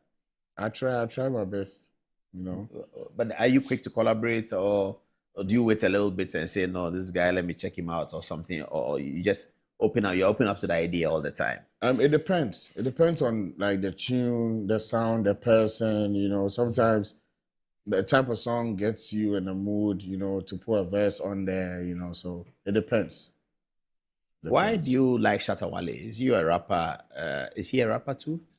Well, Shatta, he be rapper, he be dancer, comedian, philanthropist, pastor, everything. Hey, why is he your body like that? Now, because it's cool. Like, we understand each other a lot. We gel a lot. We talk about so many things, So sometimes and he's been in the industry for like a long time. He's got loads of experiences in that. And outside the industry box, we talk about like normal life experiences and stuff. So we talk about like normal life experiences and stuff. So he's actually a very cool person. He's dope. Yeah. Okay, so you are an SM fan? Yeah. You want all Medikal fans to be SM fans? I'm an SM fan. I have SM, tattooed on my arm somewhere around my. So your followers, what are they called? BYK, Beyond Control. BYK. Yeah. Beyond Control. Over, yeah. That's you guys. Yeah. And all of you are part of SM. I mean, we're family. You get me? Because, Shatta is my family as well. Same way, Shatta is BYK too. So, it's vice versa. It's family. So, not far-fetched from, showing each other love and stuff. Yeah. I'll come to the music industry and how you see it and how you relate to it. But let's go to Red Means Stop. What's that? I mean, so apparently there's a drug called Red that the youth, most of the youth in the country are trying it out, and then it's, messing them up, and me being very, like a very influential and a public figure, I opted to use my voice to talk to my audience for them to put a stop to it if they're doing it or if they're being influenced by other people to try it out. Because, sometimes people don't know, They just go out to parties and stuff or meet some friends and they're like, try this thing out, you like it, you like the feeling, and then they get hooked on it. So, me using my voice, because my same voice, they make people dance and jump for parties and stuff. My same voice, they motivate people. So I'm like, you know what? I would rather do something impactful in the society or my voice and my brand and my image, rather than just, you know, looking at what they're doing and like, they can do whatever they can, you know. This is like for humanity, you know. Don't be like. But if people are addicted, is it part of your thing you're doing that those who are already addicted to it, what do you do with them? You can put a stop to it. They can't stop. They can. That's what addiction means. They can't stop. No, you can get off something. You can be addicted to something and then you stop. But they have to go through detailed processes. I mean, it depends, but it's not just by medical talking. I mean, medical talking can prevent me from going to take it or prevent those who are not yet in it. But those who are in it and it's taking them away. I understand. But you see, even if I change the mind of even like just one person, I've achieved my goal. Because at the end of the day, you can't change the minds of everyone who listens to you. You understand? So even if you be one person or 1.5 or 2 people, I've achieved my goal. At the end of the day, I can't change anyone's mind or show each and everyone what to do or what not. You get me? Because everybody be entitled to his or her decisions. You understand? So, I mean, I'm only human. I can't change the whole world. So as part of the campaign, what are you telling them? That red will kill you? Yeah, red means stop. You need to quit it. It's not going to help you. Whether you are in it or you are thinking of joining or you are being influenced by a friend or anyone, anywhere, it's not a good idea. It will mess you up. So when you're coming to play music on the stage, you say it first, red means stop. Do you show them the red and this is red, this is the drink, don't take it. You know what's crazy? Smash the bottle. Apparently it's a drug. It's not even a drink. I don't know if the mixer will have stuff. Oh, it's a drug. It's like a tablet. Apparently. Okay. You get me? So and who sells it? Pharmacy? I don't know, you know. I actually don't know. But you see, sometimes mid-performance, I halt the performance and then educate the fans a bit, you know, to, you know, at least, like I said, it not be anybody where I will feel convinced, make you stop or no try or some one person will listen to me and be like, nah, Medikal says something about this particular drug or other stuff in general, not just the red. Any substance will go feel mislead you or sway you away from, you know, the track, you know, for trial. But people say to me before this program that, Medikal is doing red. Most of his fans are taking red. I've never heard that. You know what's crazy? Sometimes in my music videos, some of my music videos, I have some videos in the past that you see me maybe holding a cigar, smoking and stuff. But you see, it's like Rambo, the movie. You see Rambo shooting. It doesn't mean that you meet Rambo at the mall on a normal day where it's family shooting. It's just for the craft. It's just art. It doesn't mean that that's the life you're living. That's the way of life. Do you know what I'm saying? Oh, people understand it like that. Oh, people understand it like that. And the cigar is a prop and it's just... Sometimes it be prop. I see. Yeah. But people will associate it with the life with you. I mean, you won't see my fans taking red or myself. Even me, I don't see the red song before. I don't even know what it looks like. But you know, because rappers get into this hyperactive mood when they are performing, it's always suspected that they have been influenced by one drug or the other, you know. From the days of LL Cool J to MC Hammer and all of those big rappers, MC Light and all of those guys. They get very hyper, you know, and then people think that. Yeah, I understand what you're saying. You see a high life person, Ejako Nimo is singing, it doesn't look like that. Lumba is singing, there is a bear say you are dancing to it. But the rapper comes and he's flying his leg. 1, 2, you know, it's too hyper. So you want to think that this guy was. I get what you're saying, but what about footballers? They are running across the pitch, left to right. That's like sports. Exactly. You know? So if I'm getting hyperactive, lyrically or performing in a music video, it doesn't mean that I'm influenced or I'm under some influence. You understand? But at the end of the day, my goal is to entertain you.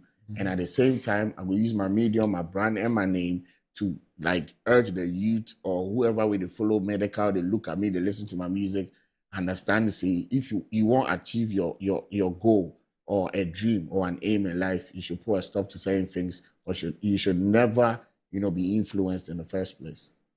Yeah, that's really cool. Your friend Shatawale and Senior complains about the music industry a lot. They talk about music all the time. All the time they talk about music industry. You are in the industry. You have played roles in the industry. You associate with him. What be your view about this music industry that he complains about? I mean, it depends on, you know, the particular topic he touches on within like at that particular period or within a period of time. But I feel like, Ghana industry is, struggling still. We are better than we used to be, a few years ago. But I feel like there's no, the unity is not there like that. You get me? And most of the people, especially the government, they don't really comprehend how our industry works. You understand? Because I've met a couple of people, like my big men. Sometimes I talk to someone and then I explain what we go through, and I mention certain figures we charge for shows and stuff, and they all act as like astonished. They're like, "Wow, really?" They have no idea. You get me? But and they're important decision makers. yeah, like they're like, "Wow, really? That's what you guys are doing?" So I feel like you need to shine some more light, especially we have bodies like music guy and stuff, like structures like that can amplify the voices of musicians and stuff, to gain the attention of the government and stuff, but I think it's something gradual, but I don't see it working in the first place. So somebody like me, I always tell my fans or upcoming artists that, do what you can, entertain your fans, make sure you get the bread and do what's good for yourself. Because at the end of the day, one man can't change the world. We all need to do it together. So what is your principal way of making money? Is it that your music is streamed by Spotify and we all pay to listen and you get the proceeds from that? Is that the main way you get money? I mean, it streams and then shows as well. When you play shows, how much do you charge for one show? For if you want a private party? I know there's negotiation, but between what and what? This one, GRA will come after me. This time I mentioned, GRA will come after me. But I mean, I charge, it depends on, what the function is about. Sometimes it depends on the venue and stuff, but we charge something cool, okay. So if you have to perform outside the country, when somebody calls you, come to United Kingdom, that's a different charge, yeah? Yeah, but you know what's crazy? Sometimes you end up making more money from home than traveling abroad. Oh, really? Yeah. Because the rates there are not good? I mean, sometimes, it don't be all the time. Sometimes, like you can have an event in Ghana, a show, you'll get more money than the one you go and do. Than Abuchi, yeah. Oh, really? Yeah. Oh, I see. That's impressive. That's very good news to hear. Yeah. So artists who don't travel, we shouldn't think they didn't travel, so they didn't make money. No, so me like this, before I go travel, it for me blog. Because if I travel, I did miss a lot of blog from home. So whatever I will travel, will collect for outside. If I pass what I will miss for a year. You did get show like every week? Yeah, sometimes 3 times. Private places or private party or events or what? Sometimes private, sometimes public, But at least you're on call for 3 times a week for sure. Yeah, that's good money. Just this Easter, we met in Kumasi. Yeah. I was so I went to a town called Bianfe, right? And then I went to Lake Bosomche, and I went to Nkranza, to play a show in Nkranza. So it was back to back to back. And you're paid well to play a show in Nkranza? Yeah. Well, that's good. Yeah. So some rich man is paying for it for his people. For Easter, something like that. I mean, they pay for like their gate proceeds and stuff. Obviously they put stages and sounds and stuff up. They can't do it for free. It's like most of them are paid events. Yeah, I get it. But the village people, you won't think people have money enough to pay the gates. How much can they pay? No, they are okay. Really? Yeah, they are paying good money. They are having fun. So they can pay 200 cedis for gates in Nkranza? Yeah, they buy tables and stuff. In Nkranza? Yeah. Oh, that's so impressive to hear. Yeah. Oh, I see. Yeah. And they watch Medikal do his thing. Yeah, hard. Oh, wow. Yeah, wow. Most of the fans... So the business is not just Accra? No. Oh, I see. You know what's crazy? So from the beginning of my career, right? The first time I had a show like out of town, if I say OT, not even like maybe Kumasi or Takrady or like some towns next to Kumasi and that, they paid some good money. And I was wondering, like, hey, this place where they go, it's just the people that know me. This be like 8 years ago, you get me? And we got there and we did a float and the place, they were going bankers. And then the day of the event, it was crazy. So from that time, I really respected my fans, like, out of town, not in Accra, showing me love on Instagram, TikTok, Snapchat. So they actually living a very good life. It's beautiful. I see. There, yeah. That's really good. So then there's a lot of fertile grounds for the industry to big up. Yeah. Once government gives the right foundation, we are gone. Yeah. Yeah. Huge. It'll be great. It'll be amazing. But we always hear that Nigerian artists make so much money and our Ghanaian artists don't make that much money. But if you look at the quality of music, you can see some great music in Ghana as well. Why does that happen? I don't think Ghanaian artists don't make much money. Because me, for instance, I don't know about other artists, but me, for instance, if you get into talks with promoters, they'll let you know how much Medikal like charges for a show. You get me? It's just this perception, the media has created in the heads of Ghanaians, like that Nigerians are living better than Ghanaians. But I don't think that's what it is. There are artists like myself, and I don't want to name drop like a couple of like people or colleagues and stuff, but we are actually living good. What does living good mean? Well, I mean, like the way you're saying, people complain or say that Nigerian artists in Yeah, they have private jets. We hear Burna Boy, Davido, they have their own private jets. So if I tell you I have a private jet, are you gonna believe me? No. But you believe Davido have, Because like, he showed it. But but I have pictures and videos of stuff with me in a private jet. But you haven't said you have a private jet. So what if I tell you? I'm saying something right now. I said if I tell you I have a private jet, are you gonna believe me? Well, because you feel like Medikal, you and me, they Ghana, and that's the problem. You understand? No, there are Ghanaians who have private jets. The McDonald has a private jet. No, he's not an artist. I'm saying we are talking about artists, yeah. Ghanaian artists and Nigerian artists. It's just the mindset. You get me? And that's one of the reasons why when our industry know they grow. Because people know they understand, say, with a place when are people there for them to get there. They believe, say, Nigerian artists get private jet, but they believe, say, Ghanaian artists get private jet. Because a Nigerian artist is show that. But you don't even tell you, say, it be your own. No, he talk. Who? And the news says the video acquires a new private jet. Yeah, jet. because he stood next to it and he took a picture and posted it. I can do the same thing, but you're still going to doubt mine. That's what I'm saying. Yeah, you have a point. Thank you very much. Yeah.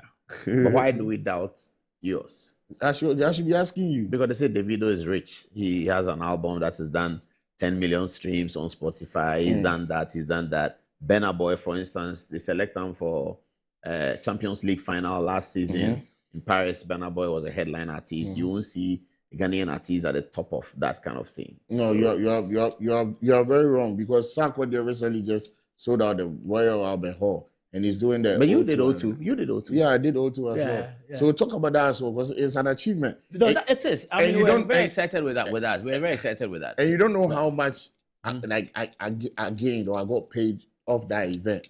But you, like, a typical Ghanaian will cherish that of an outsider's own than his own person. I don't know why that's in there, but it'd be something where we for try, put a stop to him.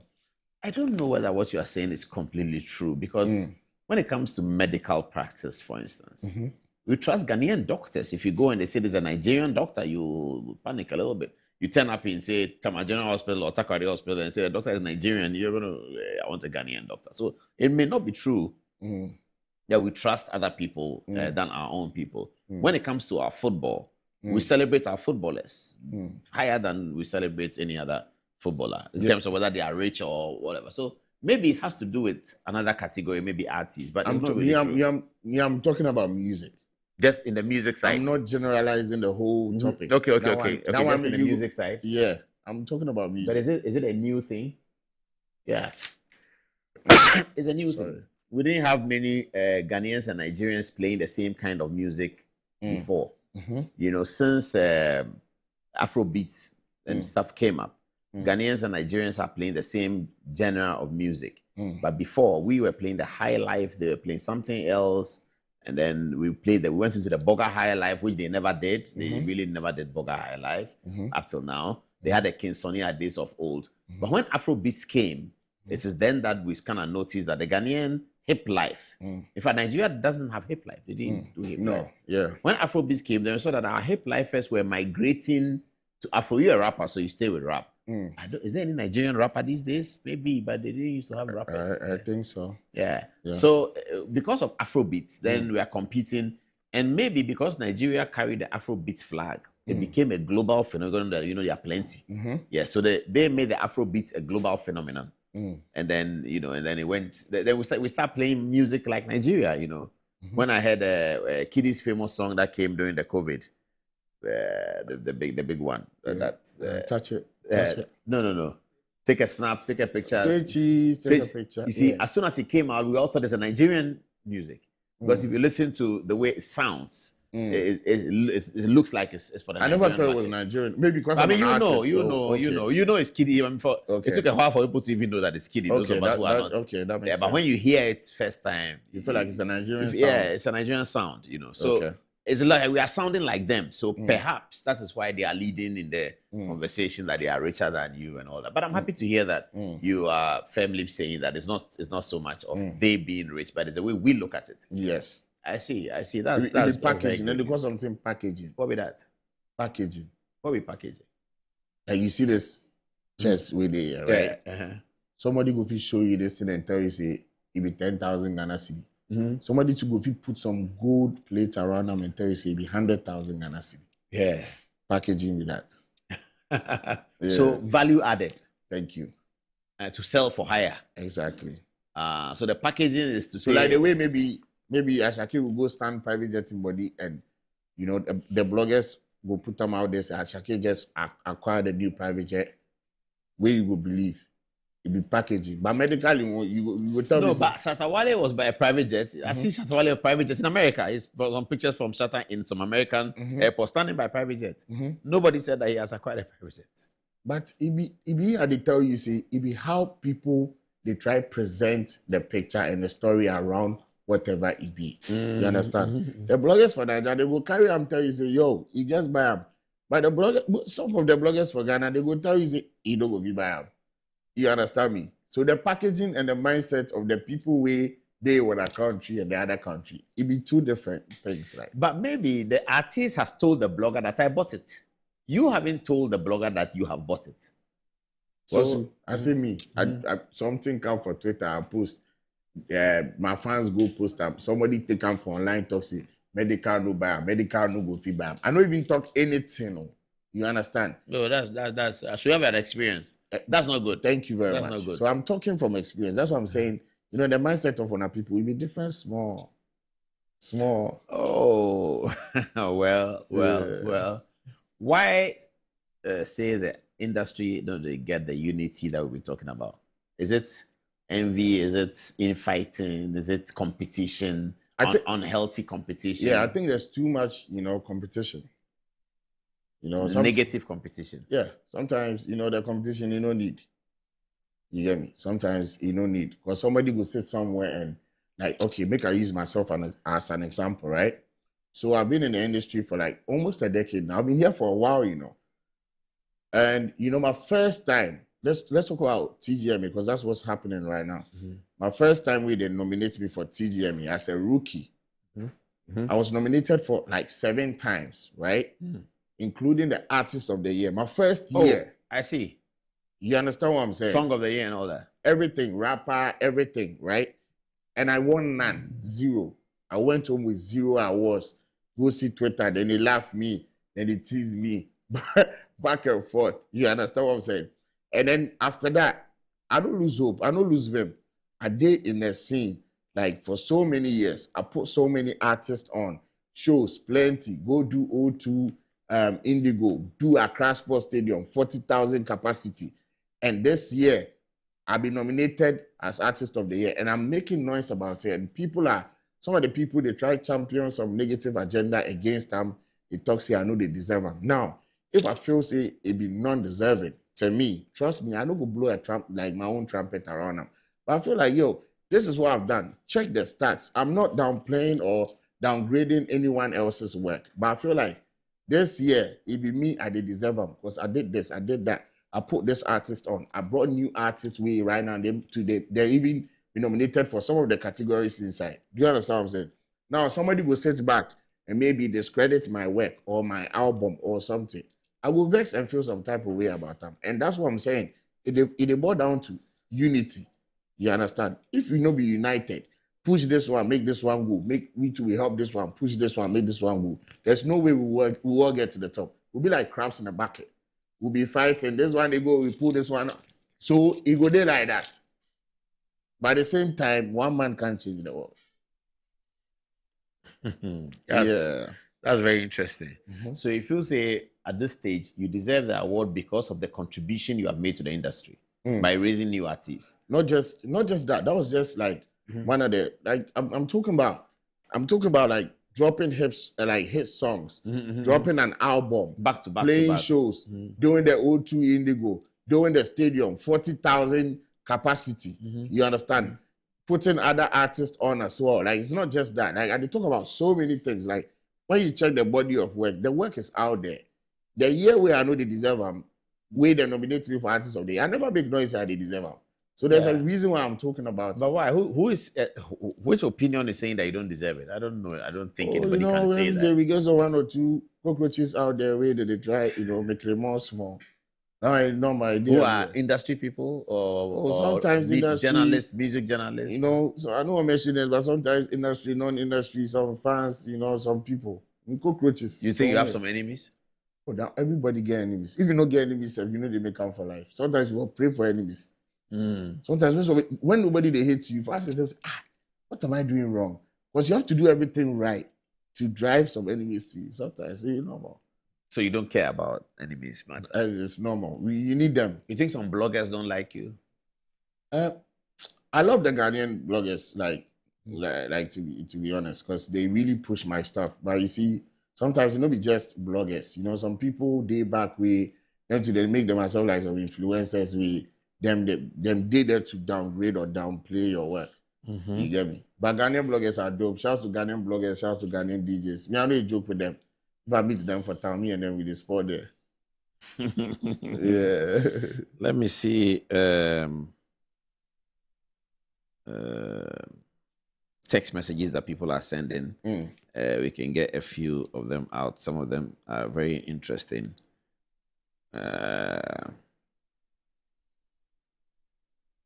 They said that you should say a bit more about the campaign of Red Means Stop. Because you're an ambassador of it, you should have a few more things to say. Okay. There's a message here that says, please ask Medikal about his spec for ladies, because we know that he has moved from fair, then to madam, something is puts in quotes, madam, and back to fair. What does that mean? I don't even understand. Like football formation. Please come clearer, and then let's see. It says you have moved from fair, then to madam, then back to fair. So what kind of woman do you like? Is it fair or I'm guessing the madam they're talking about? I don't be racist. What does that mean? I don't be racist. Means what? I mean, black, fair, red, yellow. Oh, okay. So in terms of specification, I don't be racist. You don't have I don't discriminate. You don't discriminate. So what is your ideal kind of woman? My woman be first lady. That be all. I know I'll dive deep into my woman. You get your woman. Why they ask me woman? What be name? You get my camera be this. You get a woman. Why they ask me about my woman? Enjoy a woman, make I enjoy my woman. Yeah, but you're a star, so people want to know what is your best footballer? Currently, I like Kudus. Mohamed Kudus. Yeah, Kudus is dope. Okay. Yeah, I like Kudus. Anybody else who is not Ghanaian in the global space? Not Ghanaian. I like Messi. Oh, Lionel Messi. I like Messi. You know.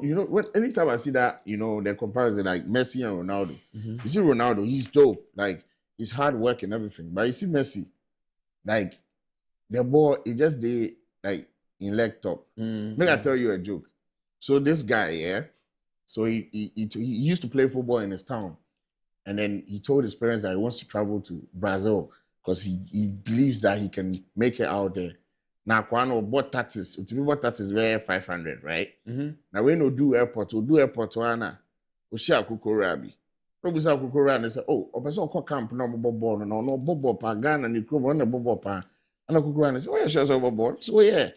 And I say, Mamma born about taxes. I'm not J born. 1, 2, 3, 4, 5, 6. You play like 200. And I Kukorabi, so J born. 1, 2, 3, 4, 5. She play 5,000. I say, we come in the tongue cuckoo. So you see what they talk. I they try and the TC Messi and Ronaldo they play ball a lot. You understand? Yeah. But you see Messi in it be talent. Yeah. So I like Messi a lot. You like Messi a lot because his own is talent. Thank you. So you you admire the talent, but I thought you would admire the hard work. I like talent because me even in my sleep I can wake up and start rapping. You know, because it be something that they do. I know for even I don't write my lyrics. You understand? So sometimes, you know, I really admire people with. So it just comes to you. Yeah, like I think of it and then I spit on the mic. I don't pick up a pen and a paper. So the mic records it for the first time. Yeah. Then you listen to it and you start working on it. Yeah, I keep going. Oh, you don't write it before you say it? No. Oh, that's interesting. Yeah. What about religion? I'm a Christian. Which church? Oh, Christian. Yeah, which church? Oh, the church. No, I mean the broad, whether it's Catholic, whether it's Methodist, whether it's... Oh, Dunamis Temple. Dunamis? Yeah. Okay. Yeah, I've been there. I've been to a couple of churches as well, you know. So you're a baptized Christian? Yeah, I'm a Christian. Do you evangelize for Christ? I mean, I believe in God. I pray. Sometimes I forget to pray. I'm not going to lie. I forget to pray. Then once in a while, I just remind myself that, it's been a while you said a prayer. And I don't even ask God for anything. You know, I just say thank you. Keep protecting myself, my family, my loved ones, my enemies, everybody. Make sure everyone is good. I don't ask him for anything because I'll sound ungrateful to ask for more. Ungrateful? So you don't ask for anything? No. You don't ask for wisdom? No. You have enough wisdom? God is blessing me and he knows what I want and he knows what he needs to bless me with. If it be more wisdom, he will give me. So I don't ask God for anything. I just say thank you. Do you evangelize? No. Why not? Because sometimes I keep myself to myself, you know. Some people will argue with you when you try to even talk them into, you know, saying things. So sometimes I don't, you know. But if you're a Christian, then the Bible instructs you to evangelize. Yes. If you're a Christian. But I'm not a pastor. No, the pastor's work is to pastor. The people are to evangelize, is to tell another person about our Lord Jesus. But some people don't even believe in God. So if you bring that conversation up, it'd be like you waste my time and yours as well. Yes, but that's why you have to bring it up, because they don't believe. You have to convert them to believers. That's your job as a Christian. That's why I said I keep myself to myself. You see that one? It not be my duty to come tell you, say, if I believe in God and if I do this and that. Maybe you get your own belief. I know make your belief lead to me my disbelief and we go start the argue. You get me? But I believe in God. God is good. When you are choosing your staff for events and all that, the people work around you, do you consider religion as a Muslim, as a Hindu, is a this? Do you consider that?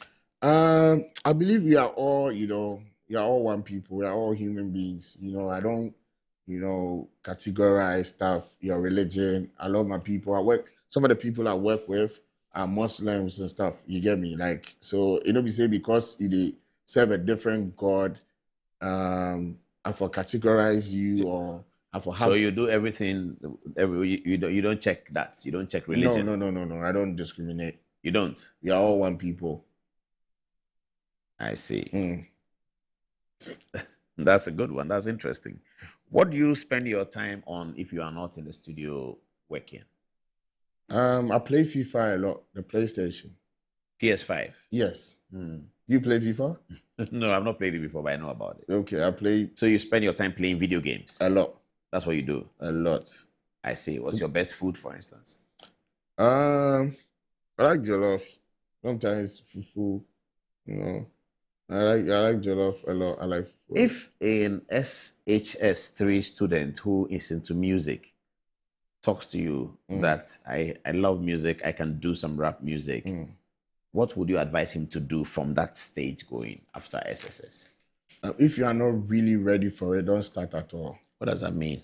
It means it's not just about exhibiting your craft or your talent or showcasing how dope of a rapper or an artist you can be. You have to know that there are so many things which entail the whole But there's an 18-year-old boy. That'd be what I would tell him. That what?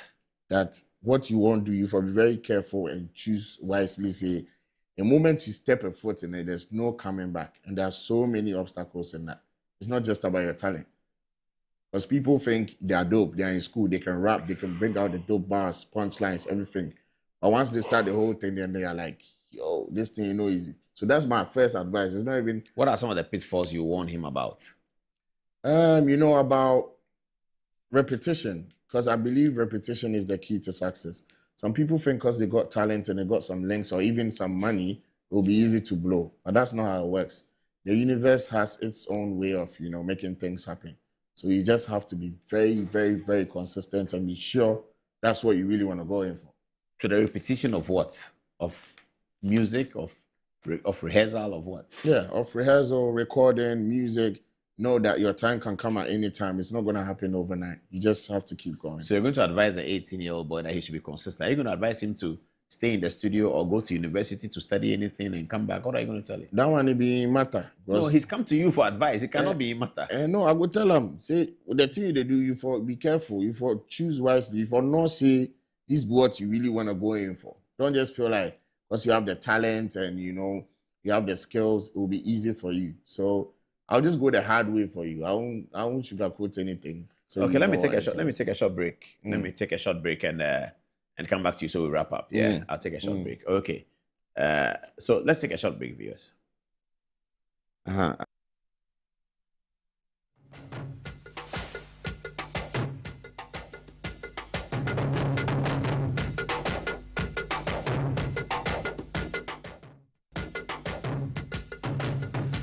In my line of work, a confident smile is everything. Kel Charcoal Toothpaste keeps me on top of my game and ensures my smile is always radiant and bright. With the tiring nature of my job, we spend several hours under the scorching sun. To keep our teeth white and our breath fresh all the time, we use none other than Kel Charcoal Toothpaste. Kel Charcoal Toothpaste. You're on a Kessie and in a kit one. Samayo kendini ehu behia se metwa sapapadia to ama me manfo Kel Charcoal's natural ingredients ene bɔ me se ho ban e ma ne sren ne sanso mama hotoso e wo bedwam. Kel Charcoal Toothpaste. Choose Kel Charcoal Toothpaste for anti-cavity, whiter teeth and fresher breath all day. Available in 80 gram and 150 gram. Grab yours today. Kel, happy smile. This advert is FDA approved. Hey, Unia, new release in Yana. Kaya gum.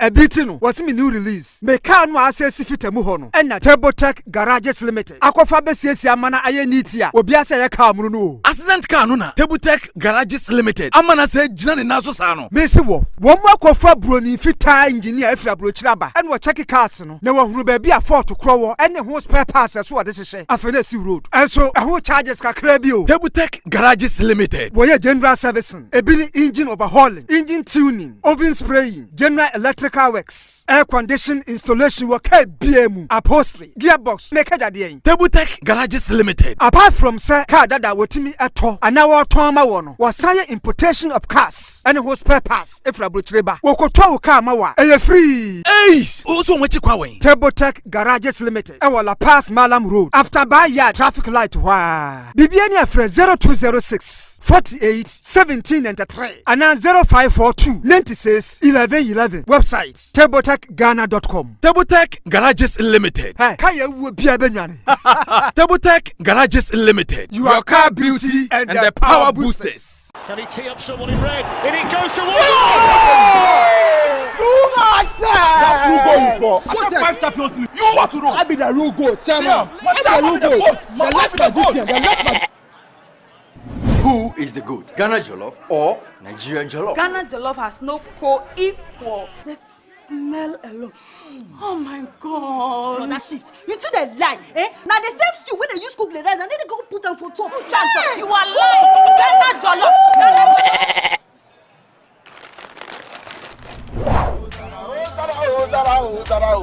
Are you here? Forget everybody. Yeah. My guy. Put some respect on the goat. On the goat. The only goat I know lives in Tama. Every year we dey give to you back. We are talking about BET. I want some Yadiaji face. Except be the goat, huh? My guy, him be the goat.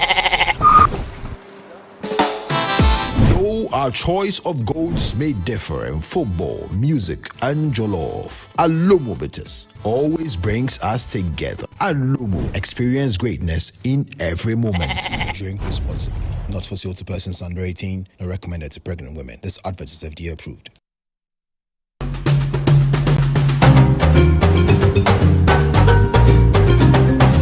You smell that?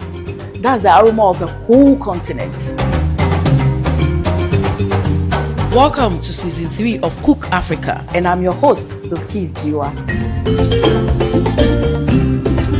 Cook Africa is a platform that showcases the traditions of Africa through food. From the East, West, Central, and Northern Africa. This is your show. Catch me on Cook Africa this and every Saturday at 5 p.m. on Metro TV.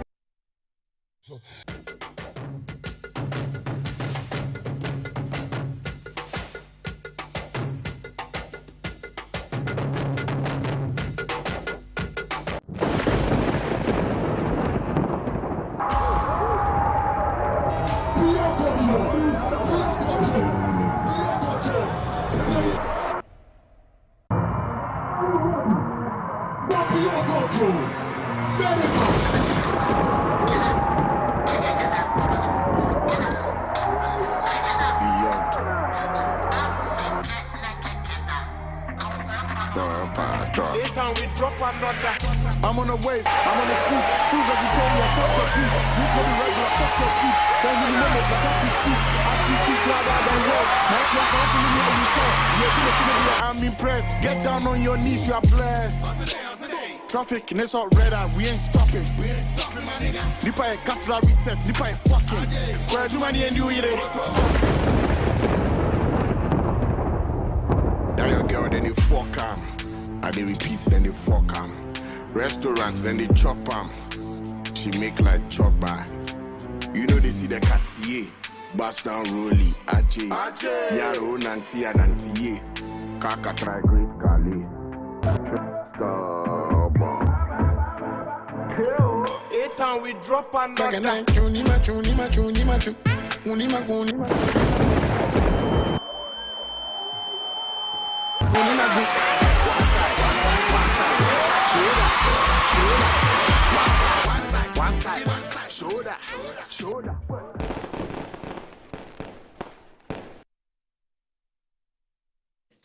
That was a great concert at Accra Sports Stadium. Congratulations, man. That was a big one. Were you the first rapper to try to do that? I don't know. But how kind of preparation did you make for that huge concert? I mean, I just wanted to reach out to like loads of fans because I've done like so many concerts at different locations. But anytime I do the concert, I realize that it gets overpacked. That some of the fans, they can't get access, to the venue and stuff. So I was like, you know what, I might as well just go big. Let's do that Accra Sports Stadium. This is the third time actually, and I think I'm the only rapper or artist to do it for like 3 consecutive times. Because the first and second time I did it with my big bro, my senior brother, Shatta, twice at the Accra Sports Stadium. So the third time we're like, let's do it. Let's bring the fans over to the Accra Sports Stadium BYK concert. And it was mad. So Shatta sang on the night? Yeah, he came through as well. Yeah. Okay, who else came through? Sarkodie came through.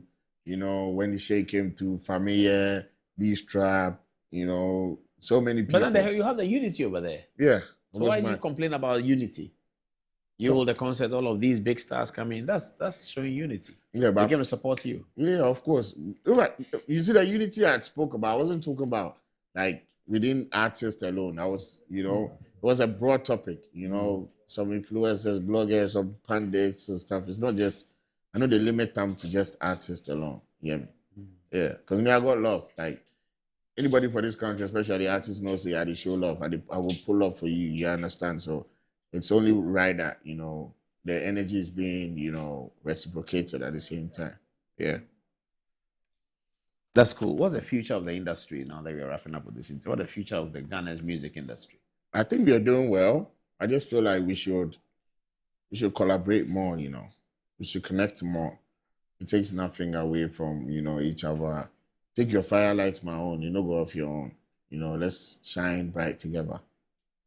What do you think about musicians who support politicians during campaign? They do a song for a political party. Lumba did a song for Nana Akufo-Addo. Kwabena did a song for Nana Akufo-Addo.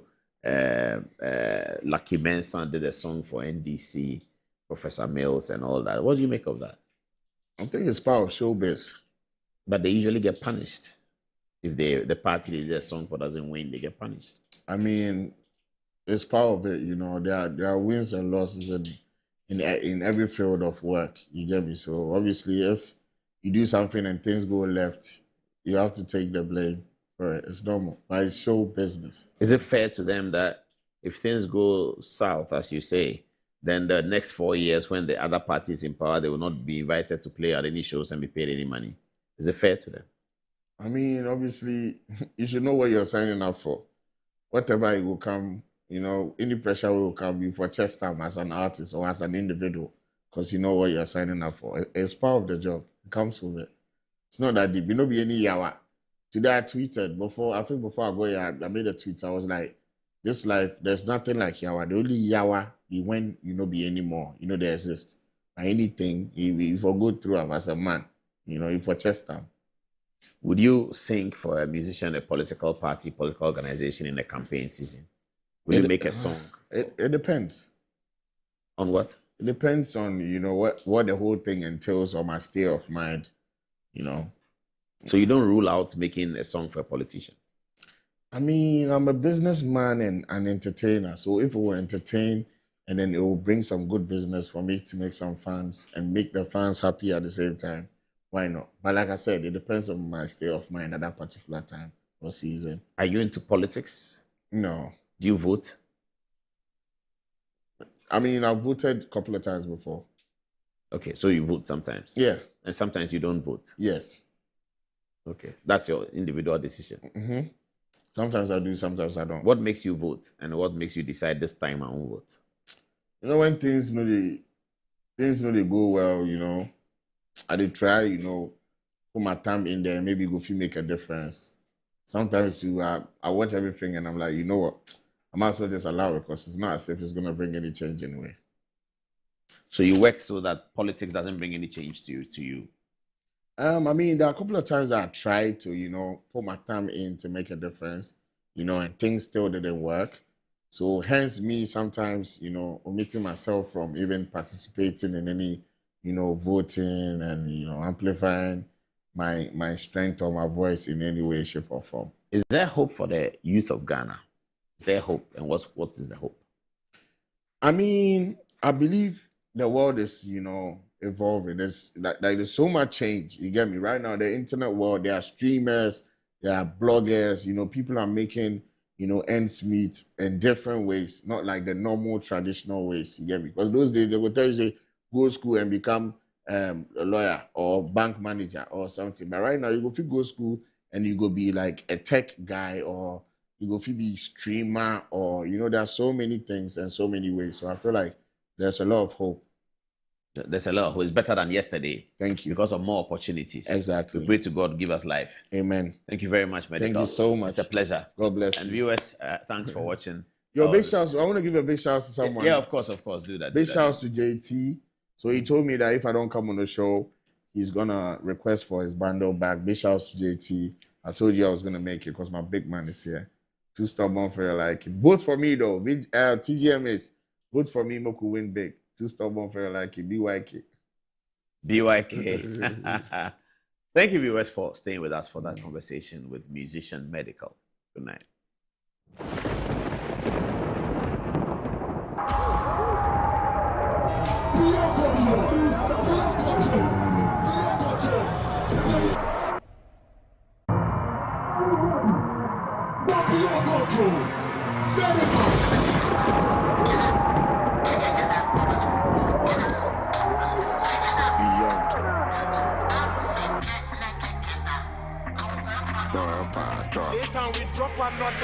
I'm on a wave, I'm on a cruise. Soon as you tell me I fuck your feet. You tell me right, I fuck your feet. Then you remember the happy feet. I see feet like I don't know. Nice like I'm feeling me how you talk. Yeah, I'm impressed. Get down on your knees, you are blessed. Traffic, and it's all.